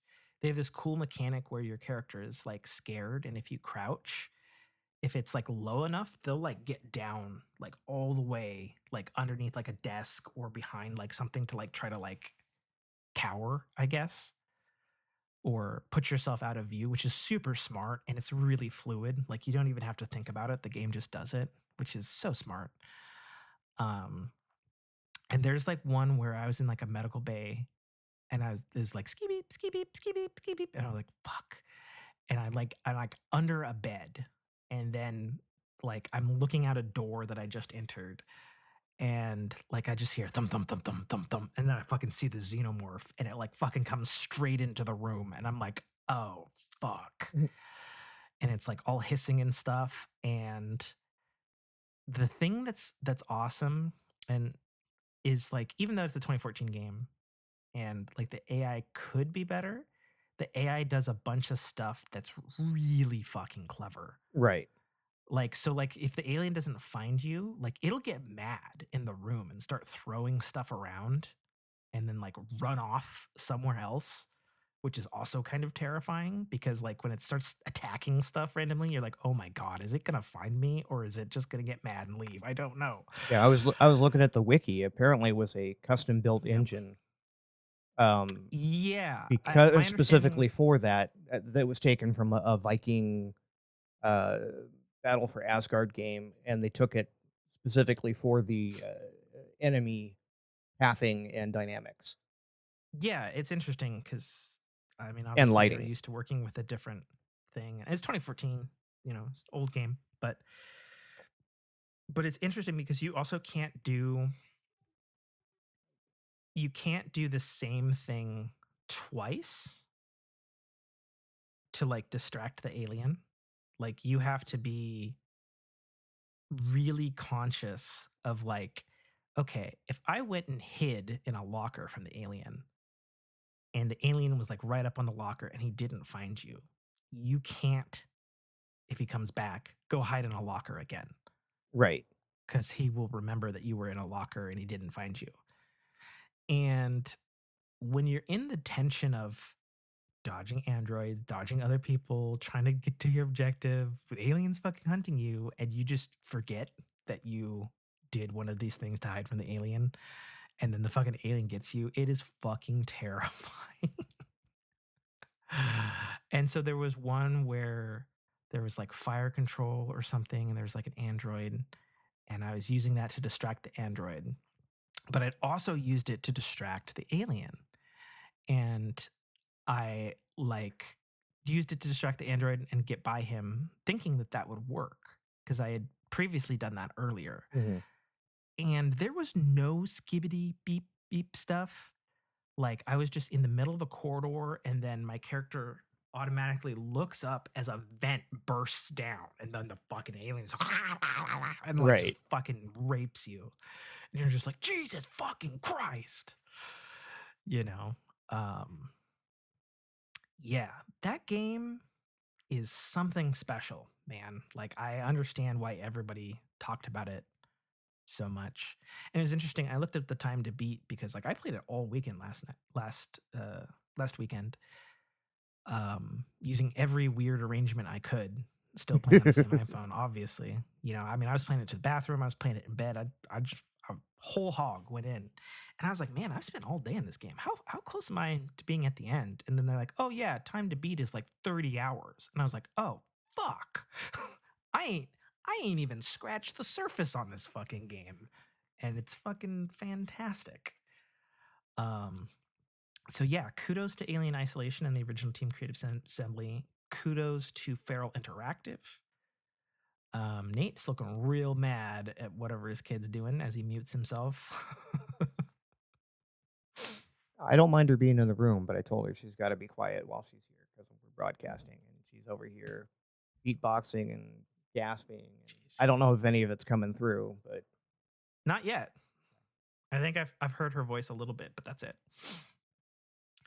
So yeah, so I've been playing a lot of Alien Isolation. And that's all that I can remember because I tried to send the images in the Discord.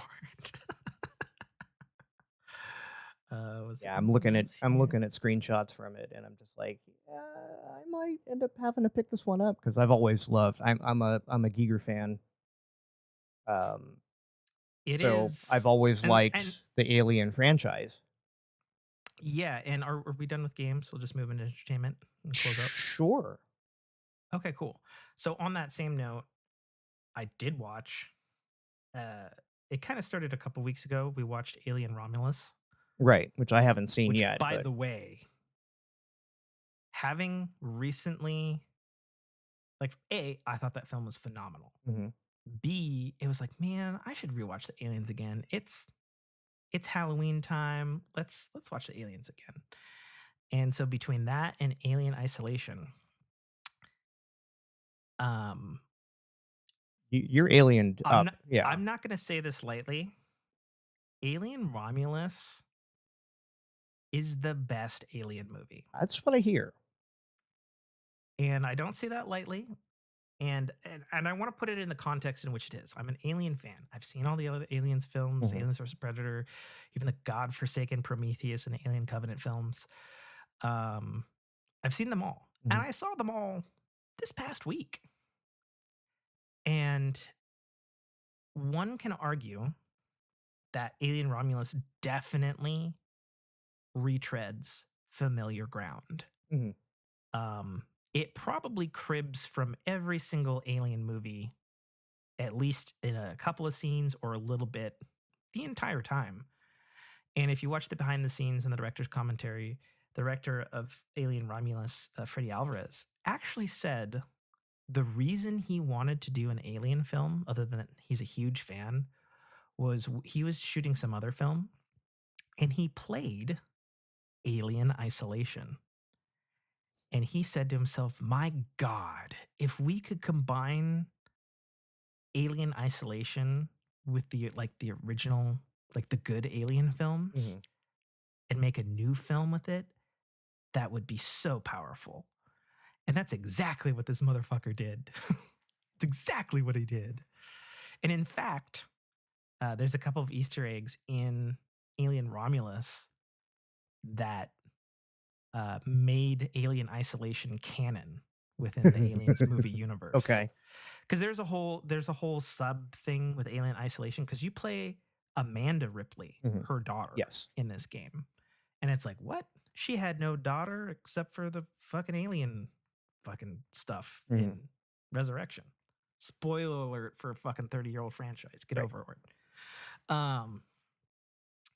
But yeah, speaking on Alien Romulus, like it is the perfect. It's fucking perfect. Like the music by Benjamin Wallfish Mhm. is absolutely like I've been listening to the soundtrack a lot actually. It's so fucking good. It's equal parts classic Jerry Goldsmith and Craig Horner alien music, but then the actual like alien scenes are like modern. Wallfish comes from Hans Zimmer's studio actually, Okay. so it's got chops. And combine like so it's like classic alien music, but then like the aliens happen. Obviously, it's an alien movie, it's gonna happen. But then like this just fucking raw out the bass end, fucking distorted fucking shit when the aliens are fucking wrecking Right. people. And you're just like, oh my God, that is a terrifying extra sound in addition to the alien screeching and the amazing special effects and stuff. And it's like, fuck, dude. Like you feel it. Like you're just like, oh Jesus. You know? It's like really raw. And I can't express how much the soundtrack is super special as well for Alien Romulus. Um and Nate's shrugging. He's looking upwards. I Sorry. assume waifu is home. Yeah.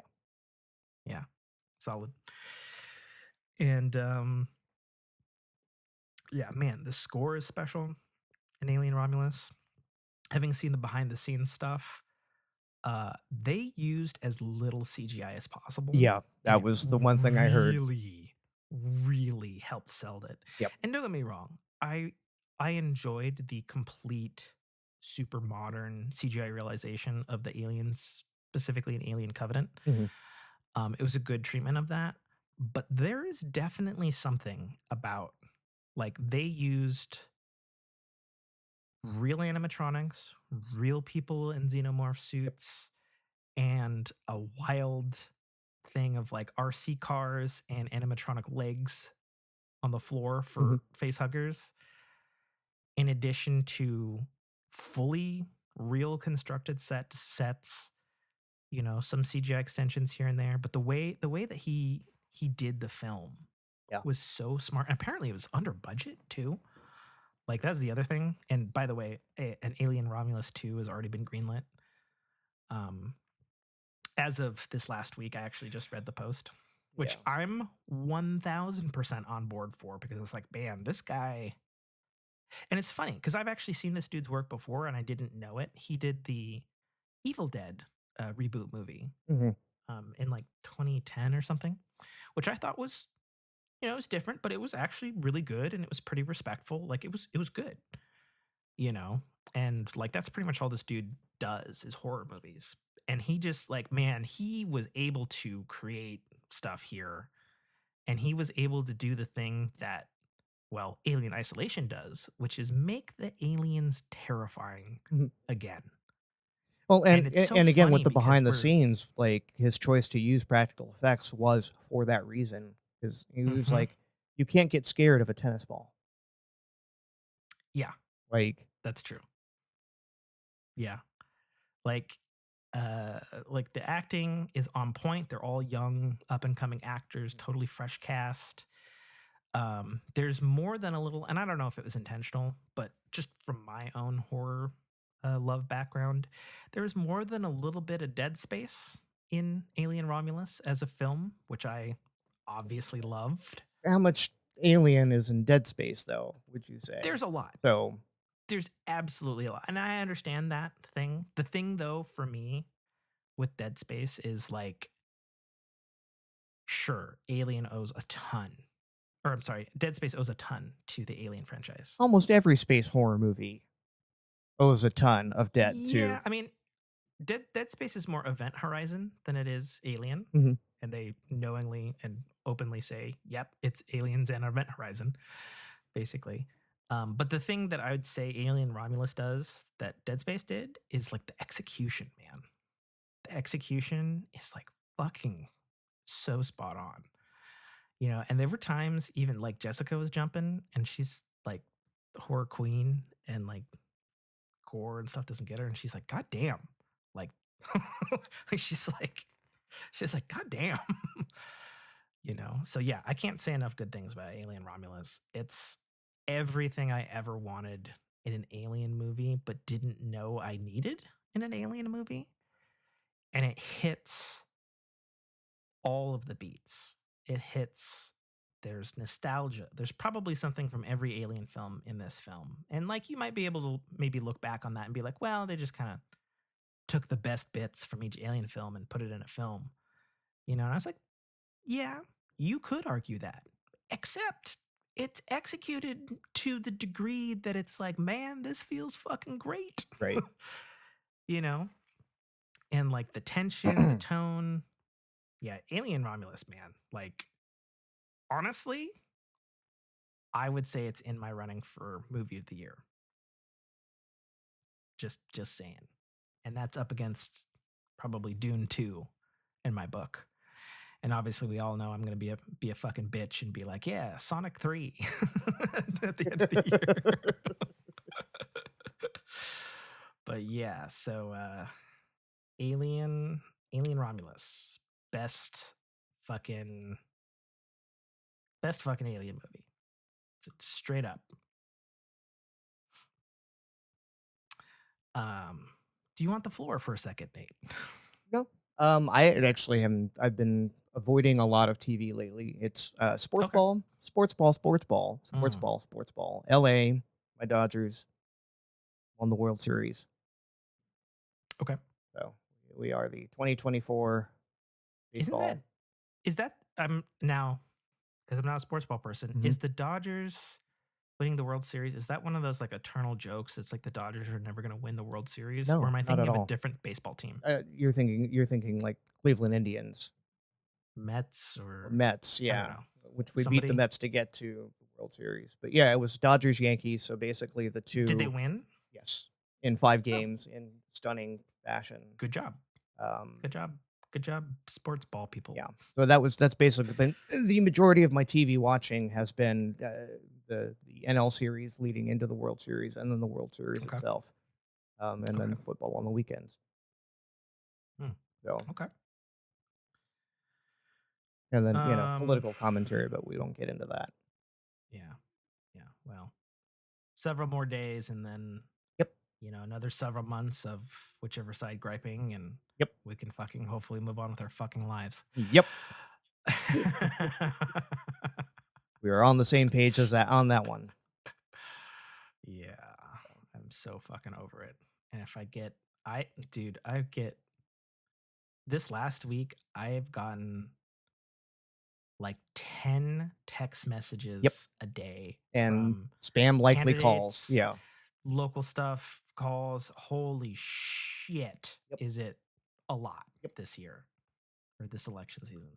The But emails, and I have a gaming account and a regular personal account, and they're getting doesn't matter. They bombarded. somehow have them all, Yeah.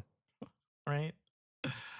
Yeah. Fucking terrible. It's November 6th can't come any faster. Yeah.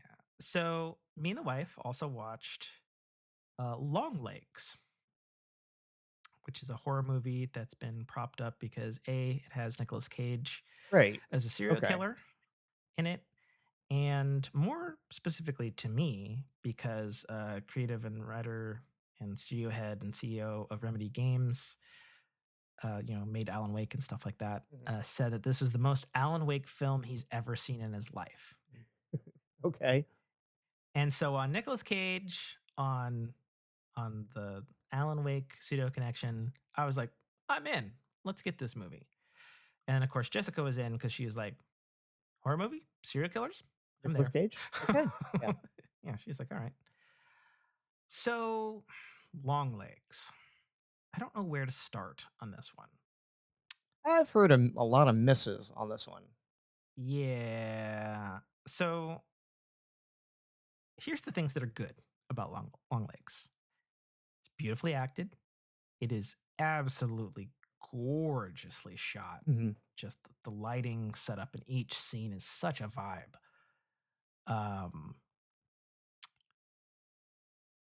The music's good. What special effects there are good. Sense of suspense is good. To which I'll say all of that is great until about the last like 5-10 minutes of the film. And for me, it's one of those movies that just does not stick the landing. It's really good up until that point. Like I'm intrigued, I'm engaged, I'm down with what's going on. It's freaky, it's a little scary, it's spooky, got a good mystery kind of going. Mm-hmm. And then like the almost M. Night Shyamalan-ian twist comes. Spoiler alert, I guess. And I was just like, I don't know about that. Okay. I don't know if I'm on board with that twist. And then then we get to the end of the movie and I was just like, I don't know if I'm on board with that ending. It's a choice. That's my yeah, it is certainly a choice. That's my take on Long Legs. Like I asked Jessica about it and she's like, "Oh, I was fine with that ending. That ending was good." I was like, "Really?" I was not feeling it. I was not. In fact, I was feeling the opposite of feeling it. And maybe that's the difference between her being a horror person. She looks at it through a different lens. There's something I could say here, but it would be spoiler to the film. And I wish I could say it, but since the movie's fairly new, I don't want to spoil it for people. Okay. Especially since it's like an indie and it's like this dude's second film or something. Mm-hmm. Yeah, I don't want to say things to spoil it. We can talk later should you see it down the line or whatever. Let me know. Okay. And we'll talk about that controversial ending. As stated, I watched all the Alien films recently because anytime I was not playing Alien Isolation, I was watching an Alien film. And I watched them pretty much back to back. I have a couple of interesting things to say as a 2024 Tim about the Aliens films. Because for me, I don't know about you, like you've seen the 4 original Alien films, right? 1, 2, and 4. I think I Never skipped saw 3. 3? I think I skipped 3. Oh, wild. Well, the general consensus among the fans, not unlike Star Wars, is Alien and Aliens are the movies. Yeah, Aliens is the movie. 3 is controversially terrible, and everybody hates 4. For me, I have a much different perspective on the Aliens movies. I like Aliens Mhm. and Alien Resurrection about the same. I like Alien 3 after that, and then Alien, the first one, is on my bottom. I found my That would make sense why I inversions. didn't see 3. It came out in 92 when I graduated high school. Mm, I was doing a mm. lot of partying back then. Oh, okay, fair. I have a very different take on the Aliens movies now, Mhm. and I've seen these movies plenty of times. It's very interesting in context with Alien Isolation, the new Alien film, and then obviously the controversial Prometheus Mhm. and Alien Covenant. Did you see those films? I've seen both AVPs. Um, Okay. I skipped Prometheus because I didn't know. Like just completely skipped my mind that it was a Alien franchise movie. Okay. And then when it finally came out, like the reviews on it were like because of the controversy in it, I was just like, oh, why bother? Yeah, it's not a good movie. Yeah. And then so yeah, Like it's a nice historical documentary is what that movie is. so I've skipped everything since then because it's just been Okay, like, you okay, didn't see Alien Covenant? no, I did not. See, Alien Covenant was like a knee-jerk response to people hating Prometheus. They're like, "Fine, we're going to give you a sequel to Prometheus, but with 10,000% more alien." And that was the wrong reaction because it's just not good. But I mean, the only thing good, like I said earlier, the only thing good in Alien Covenant is seeing like a full CGI, like writhing, like oh my god, unstoppable alien, Hmm. like that's not inhibited by a suit, is terrifying.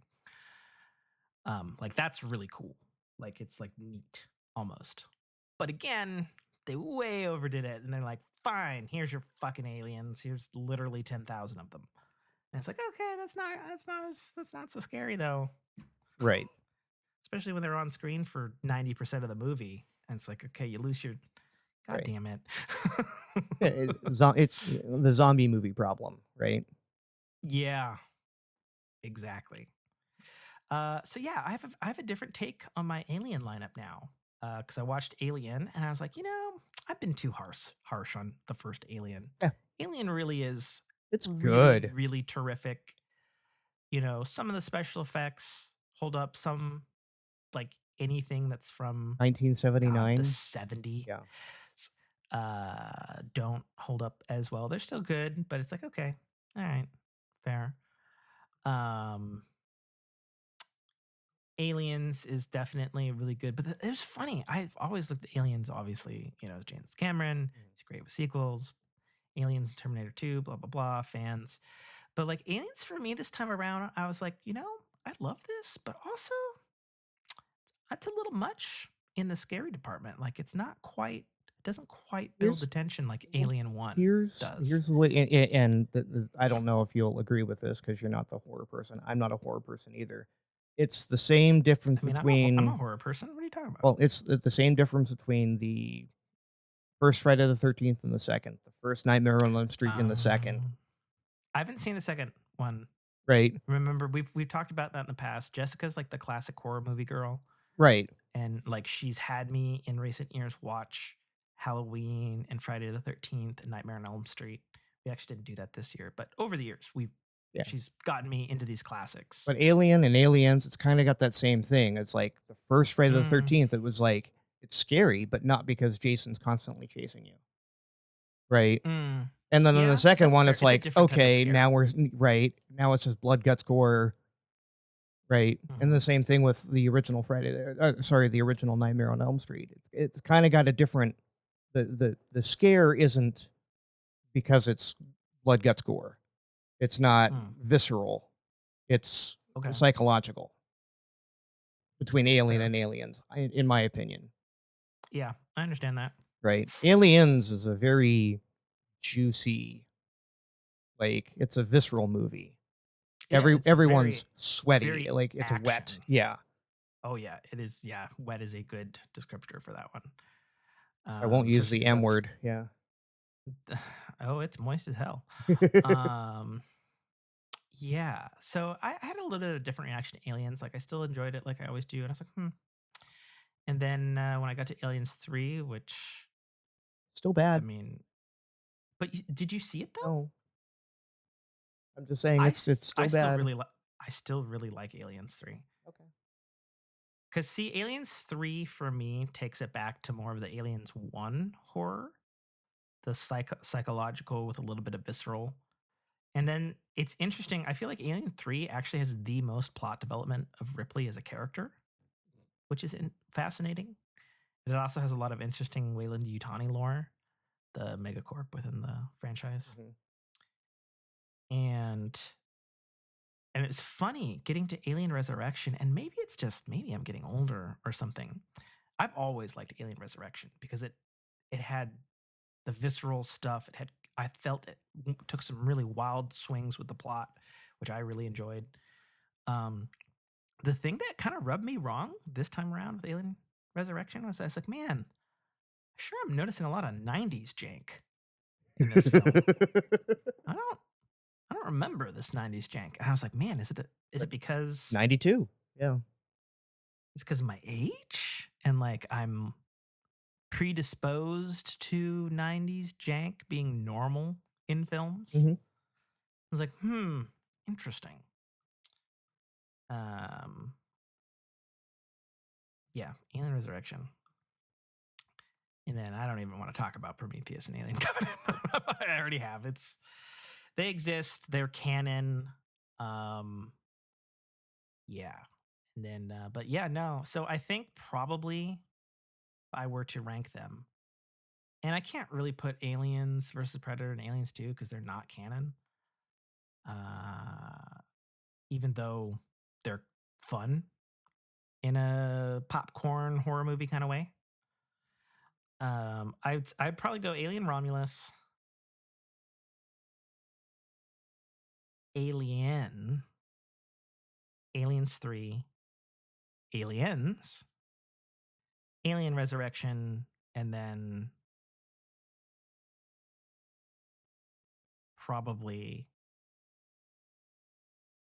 probably Prometheus and then Alien I Covenant. didn't realize that Resurrection was a Joss Whedon Oh joint. yes. Yeah. Okay. It's definitely noticeable now, and I've over the years everybody knows I'm a Whedon fan, Mhm. allegations aside. And there's like a ton of stuff on Alien Resurrection with Whedon and the director hating each other. Mhm.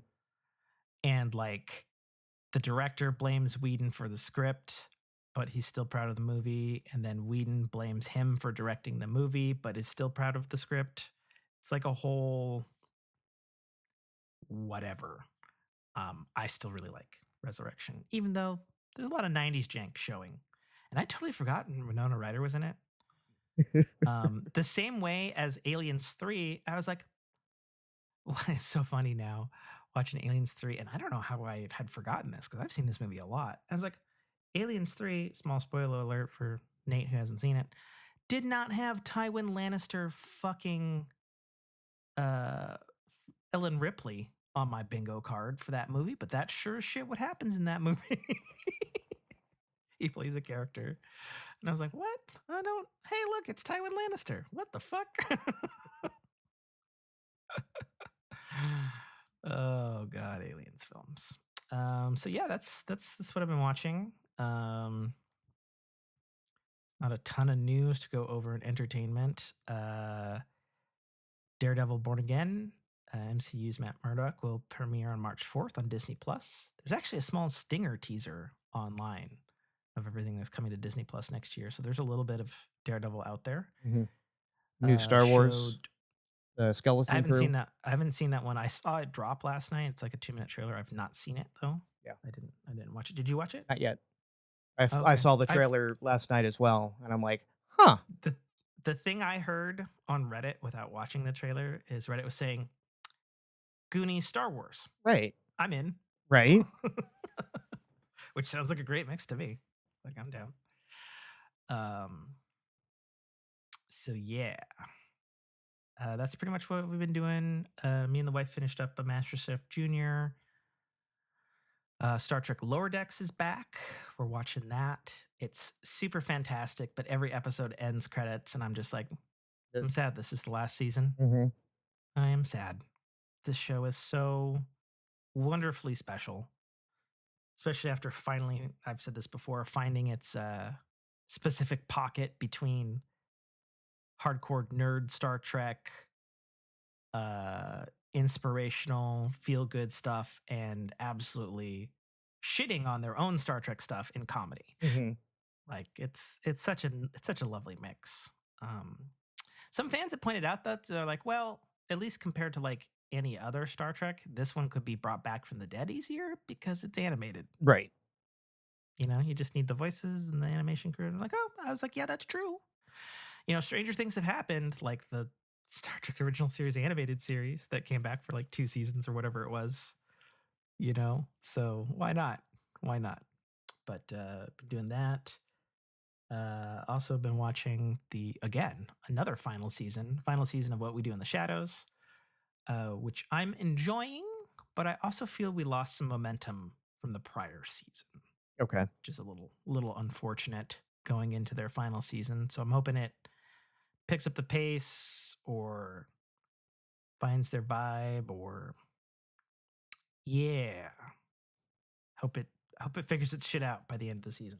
We'll see. That's pretty much it. Yeah, I'm waiting for my second 4 episodes of Cobra Kai, which should be in the next 2 weeks or week. Okay. I still have a tremendous backlog of stuff on the back burner to finish. Haven't finished Terminator Zero. Haven't finished Snowpiercer. Haven't even fucking started that Tomb Raider anime that I guess people hate. So now I'm more curious about it to see if it's bad.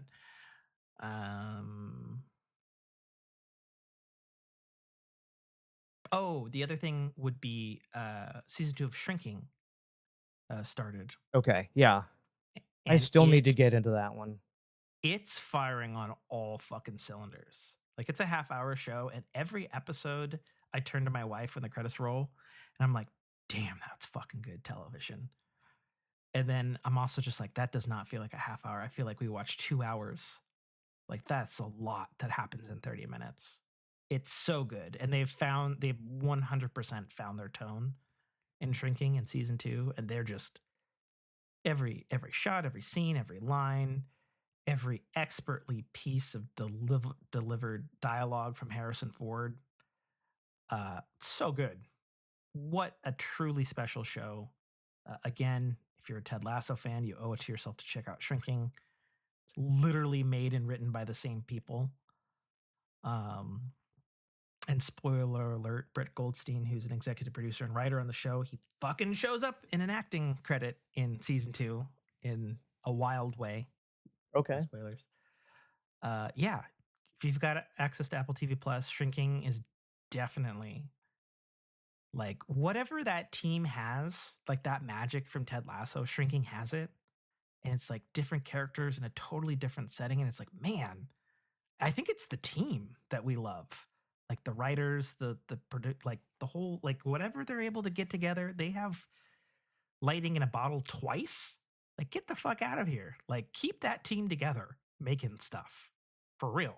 Like, no, seriously. Like, write contracts to make sure that they're all together making this kind of TV show, because it's just such a ray of fun, warmth, heartwarming, funny, real, like Relatable, yeah. relatable, like it's maybe an odd comparison, but like the old what's it, chicken soup for the human soul, chicken soup for the Soup for the soul.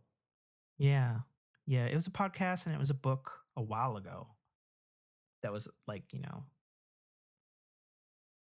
I don't know, warm and fuzzy stuff, feel good. I don't know, but it's good. It's fantastic. I also realized we didn't really cover life, did we? No, we did not. I was like, we still got Did life you to even go. want to? Did you even want to touch on it? We've already hit 1:00. Steamroll through it.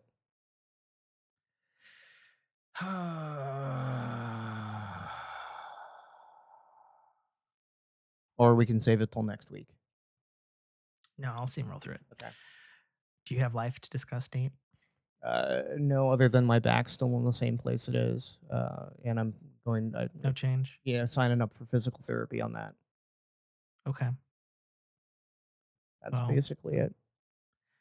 be better. So I crashed my new van. The new van. Mm-hmm. It was me. Wasn't Brock this I w- time. What'd you I was do? What driving. happened? I can send you the dash cam footage. Oh, I would love that. Okay.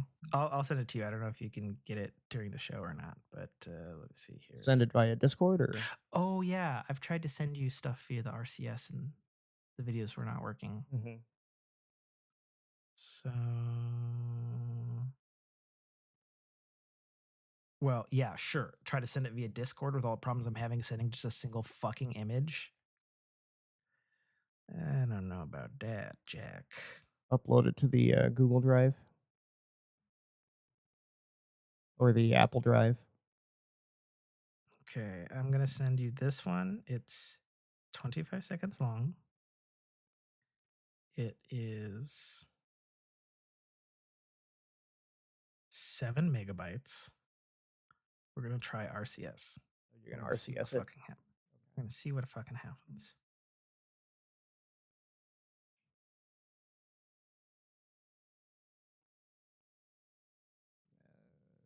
I was like, couldn't have sent that fast. No, it's halfway, 3/4, fully sent. 7 megabytes. That should be fine. Yep. Here it comes. Bug. What are you doing? Bug? No. Child? No. Did it come through? It came through. If you call that coming through. Okay. I've played video games in the 70s with better resolution than this. Hey, man, after it gets sent from my phone, whatever. Oh yeah, you AT&T just or weren't paying attention. Well, yes and no. Dashcam shows I was paying attention. But Dashcam also just shows your kiddo showing up on stream. She's like, I want so badly to be on stream. Okay, I see the white van. White van moves because the car in front of it is stopped, and you had nowhere to go. Correct. Yeah. That is what happened. Yep. I've been in that exact same situation. Mm-hmm. Dashcam analytics show. Hi.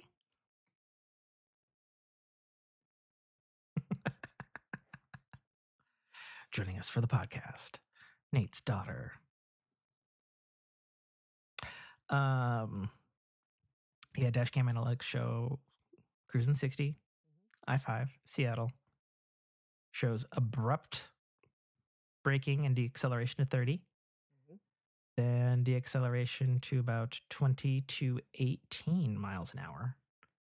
And then hard stop into the van. Oh boy. So the long gist of this, since we're powering through life, is insurance has actually done their job this time. Didn't total the vehicle. Dash cam footage was all uploaded, all this stuff. About $5,000 plus worth of damage. $500 deductible.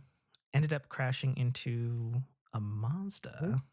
Looked like a CX-5 or a CX-6. Hilariously was purchased from a Hertz rental car and is owned by the actual Mazda company that they were acquiring for a used car. So the guy was super friendly and couldn't have cared less that he got hit because he's like, it's the company's problem now. Right. I don't care. I'm fine. I have some minor whiplash that has reared its head this week. But I'm already seeing chiro and physical therapy, so they're on it. Still trying to determine if insurance can do anything for that because surprise, surprise, don't know if that's covered because I own the company and insurance is weird. Right. Yay. I'm sure they were so happy to hear from you so quickly again. Yeah, well, at least it's a different guy and he's nice to me and has actually been doing his job. And I did thoroughly state before when I finally was talking to him and all this sort of stuff. I was like, hey, I just want to make sure that this gets handled correctly because we don't want to have to threaten to sue again. We don't want to have to do all this BS that happened last time. And thankfully, so far, everything has been handled on the up and up and smoothly and quickly for once. And not 8 weeks Right. and 3 different agents and threatening to sue. So managed to get the van over to the collision center on Thursday, which was its own fucking ordeal because, of course, it was. I'd been called by the collision center's call center Wednesday, and I was out working up north. By the way, van was still drivable. Everything worked on it. Right. Only thing that was definitely wrong was high-pitched whine when idling and when starting up the vehicle. Okay. Could be anything from a belt to something else. Headlight where I hit, definitely not aligned, still worked. And passenger door was pushed in. Other than that, everything worked great. And in fact, I was shocked at how little amount of damage was, especially given the speed I was going. And I had heard independently from the insurance adjuster. He's like, yeah, the Nissans are built a lot better than the Dodge City ProMasters. Right. Like they're just tough. And I was like, that's great to hear, actually. Right. Whereas the Dodge was built to crumble if it hit anything.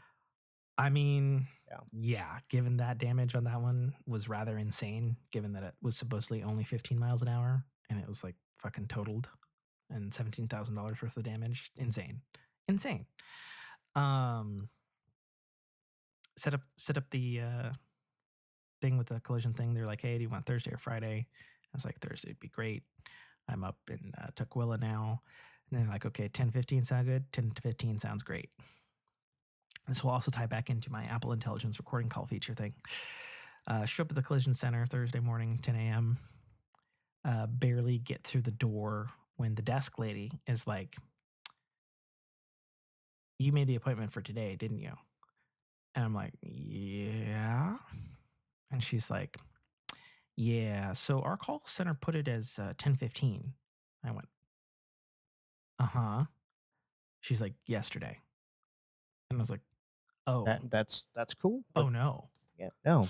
And then I looked at my phone, I looked at the call thing, and I was like, this person from their call center called me at 10:03 that day. Mm-hmm. And then it made it for like what, 7 minutes later? Get the fuck out of here. So then I looked back at the call recording feature, and that lady at the call center sure as shit did say Thursday or Friday, 10:15. And so I at least wasn't misremembering correctly. Right. And the collision lady was like, yeah, it's fine. They're great at contacting people. They're not so great at the scheduling part. And I'm like, that kind of sucks for you. She's like, yes, it does.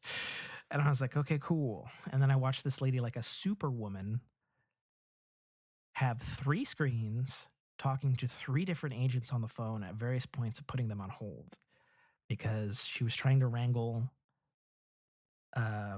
the yesterday's prior thing that got canceled that then was moving forward, and then the car rental, which was arranged for the day before to then come, and then there's a whole thing. I was there for hours, and then I'm sitting there the whole time on the couch next to this lady who wasn't saying anything. I wasn't saying anything. I was just chilling on my phone. And then finally, the desk lady at the collision place was like, hey, we're good to go.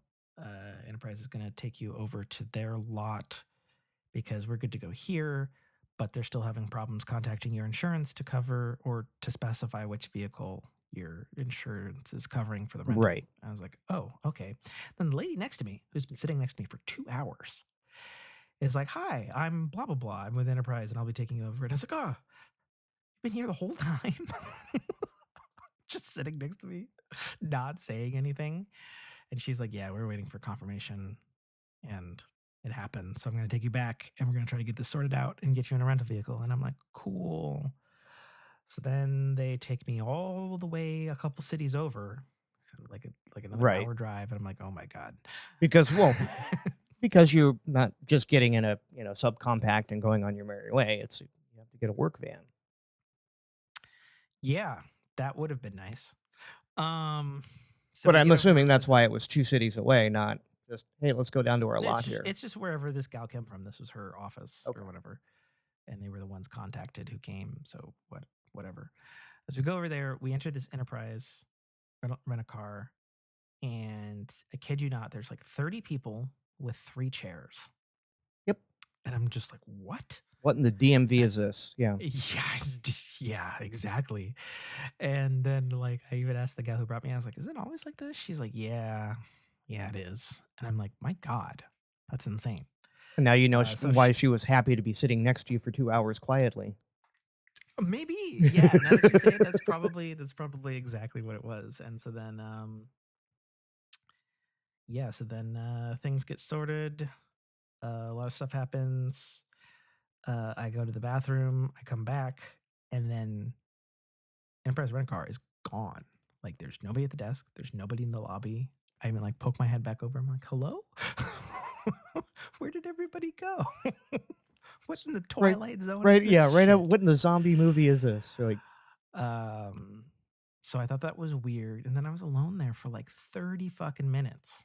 Like, there's nobody there. did they close like, for lunch what? while you were in the bathroom? I guess. I don't know. Honestly. I mean, the lights were on and the door was open and stuff. I don't know. Yeah, and it kind of sucked because like when there was like 30 people there, like everybody was being loud, but there was like this middle-aged guy and his like old mom, and they were like fighting with each other earlier. Like complaining about like you didn't get paid till the 15th and the money for this rent car is too much, and they're like trying to make it to dad's funeral or something like that. And I was like, oh geez. But they were like really mad at each other. Like they were like fucking. She's like the guy to mom was like, I don't fucking have money, mom. How many times do I have to fucking tell you? And I was like, geez. And I'm just like trying to like look at my phone and stuff, like it's fucking intense over here. But that was earlier, and so everybody's gone. Finally, 30 minutes go by. One of the Enterprise people come back, and then she's like, okay, cool, we have a vehicle for you. I was like, oh, sweet. And then take me out to the lot to this Chrysler Pacifica. Okay, van. minivan. Yeah. And I'm like, okay, No. at least I can. Yeah. I call it a mini big van. Yeah. Which I'll be rolling around in for the next 2 weeks. You're like, can you take the seats out of it and just leave it open? Yeah, I mean, I didn't have time for that because like I had a service call to go to, and it was like I'd been doing this stuff since the morning. I was just trying to get out of there, and I was like, cool, it's covered. I can probably squeeze the ladder in over the fucking headrests and throw a couple tools in, so I can at least do that, and then I'll figure out the rest later. She takes off. I get in the vehicle, and this vehicle is modern and new. And I'm looking around, and I'm like, where's the this keyhole? thing has more fucking buttons than the goddamn Starship Enterprise. I literally said, I kid you not, I'll say this publicly on the podcast. Nobody was around. It was just me. I'm like, car, start, go. How? Like, what are we doing here? Okay, Chrysler. Like, okay, Chrysler, start.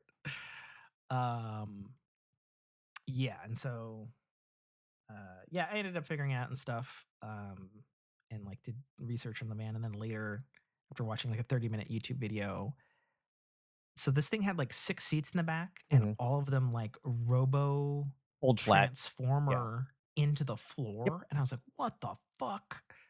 That's so cool and wild, and I've never seen that before. I was like, god damn, this thing's fucking ridiculous. And I obviously, I started reading the owner's manual to figure out what all the fucking buttons do, because my fucking god, there are a lot of buttons. Holy shit, there are a lot of buttons. At least it's My buttons. God. At least it's still buttons, not everything. Imagine if that was only touchscreen. And there was touchscreen. No, but imagine if it was only digital stuff. touchscreen. Yeah, it's crazy. What, like a Tesla? Yeah. Yeah, I don't know. I might have liked that more, but I don't know. I've never driven a Tesla. Maybe one day. Yeah, so many buttons. It was funny, since I've been rolling around in it for 2 days now, and I have like all of my work shit just kind of piled in the fucking back like a savage. I was doing research on this, and it's so funny because like it drives really well, and it also has like the acceleration of a fucking rocket ship, which I was like, oh Jesus.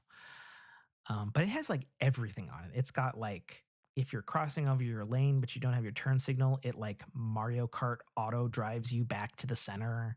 And Oh, yeah. fucking all the Lane beeps, assist everything's and- beeping at me. At one point, it was beeping at me because it said it had 0% oil, and I was like, "Well, that's not good." Like fucking, like it was Yeah, all the adaptive things. cruise control is a godsend. Yeah, all of the things. There's still a couple buttons I still don't know what they do, but I'll figure it out. But the thing that I found funny was while I was driving it, I was like, it drives really well and has really good turn radius. And it very oddly reminded me of my mom's 94 Chrysler Grand Voyager. Mhm. Very, very oddly. And I was like, well, it was a Chrysler too. Maybe fucking similar. And after doing, Googling research on it, I actually found out that the Chrysler Pacifica replaced the Chrysler Plymouth Grand Voyager line in 2022. And so, for all intents and purposes, it is the new Grand Voyager. And I was like, that's what a wild coinkydink. Which leads us to the final thing of the show, which is me and the wife learning that we as a couple are we're a dink, Nate. A dink? And I hadn't heard this term before. And when it was explained to me, I was like, well, I can't say that we're not. We're definitely a dink couple. Okay. And so we're dinks. We are a double income, no kid couple. Oh, gotcha. We heard that and we're like, what? Yeah. And I think probably with that, we're out. Get forked. Get forked or dinked. Dinked. Nope. There we That's the go. wrong button.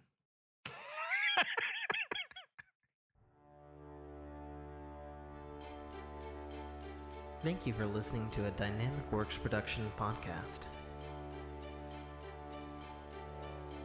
You can find our podcast at www.dynamicworksproductions.com. Feel free to email us at dynamicworks@mac.com.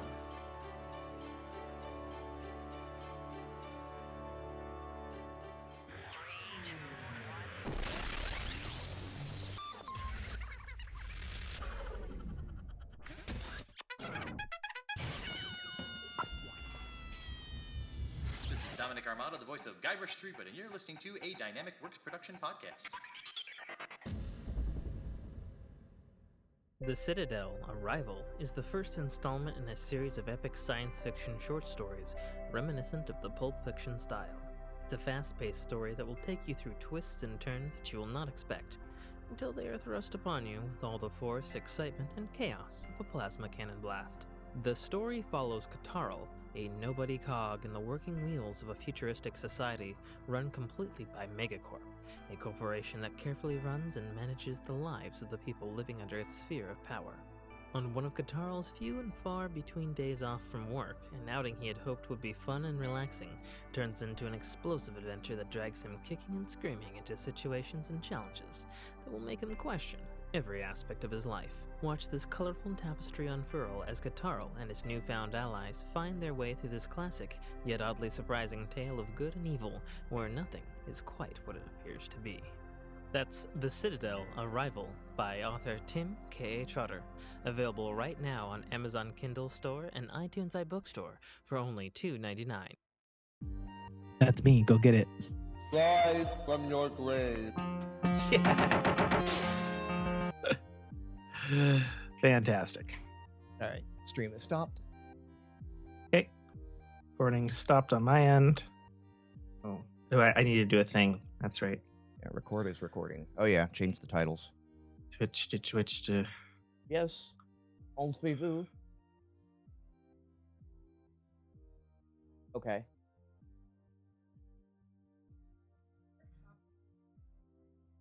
How long are you going to be? Okay. Okay. Fun.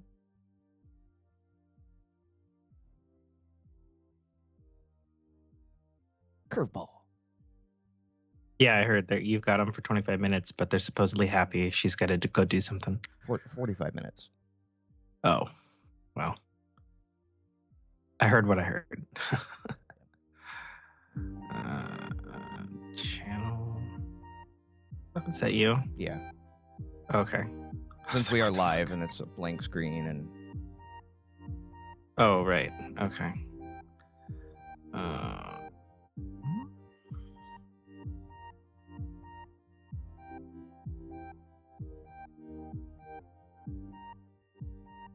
Okay, why is the screen blank though? Okay, it's updated. Does it show updated on your end?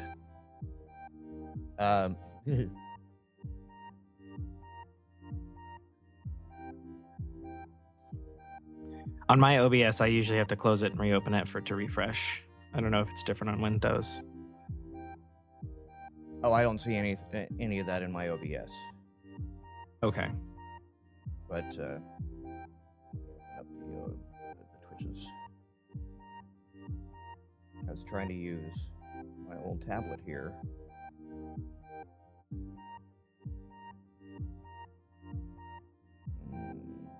Vampire Survivors.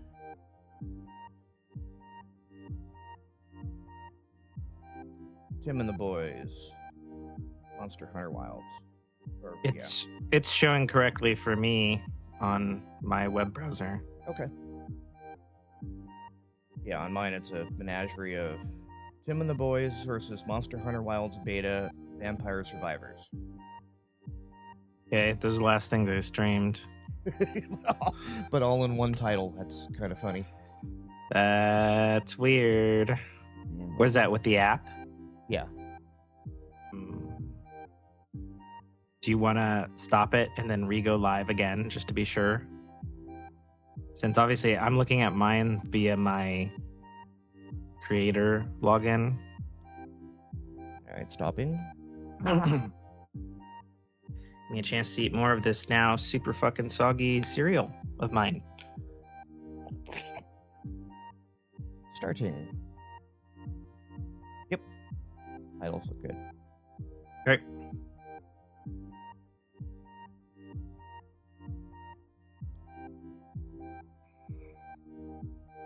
If my old tabby tablet ever decides it wants to do things. Mm-hmm. It's like, you want video? Nah.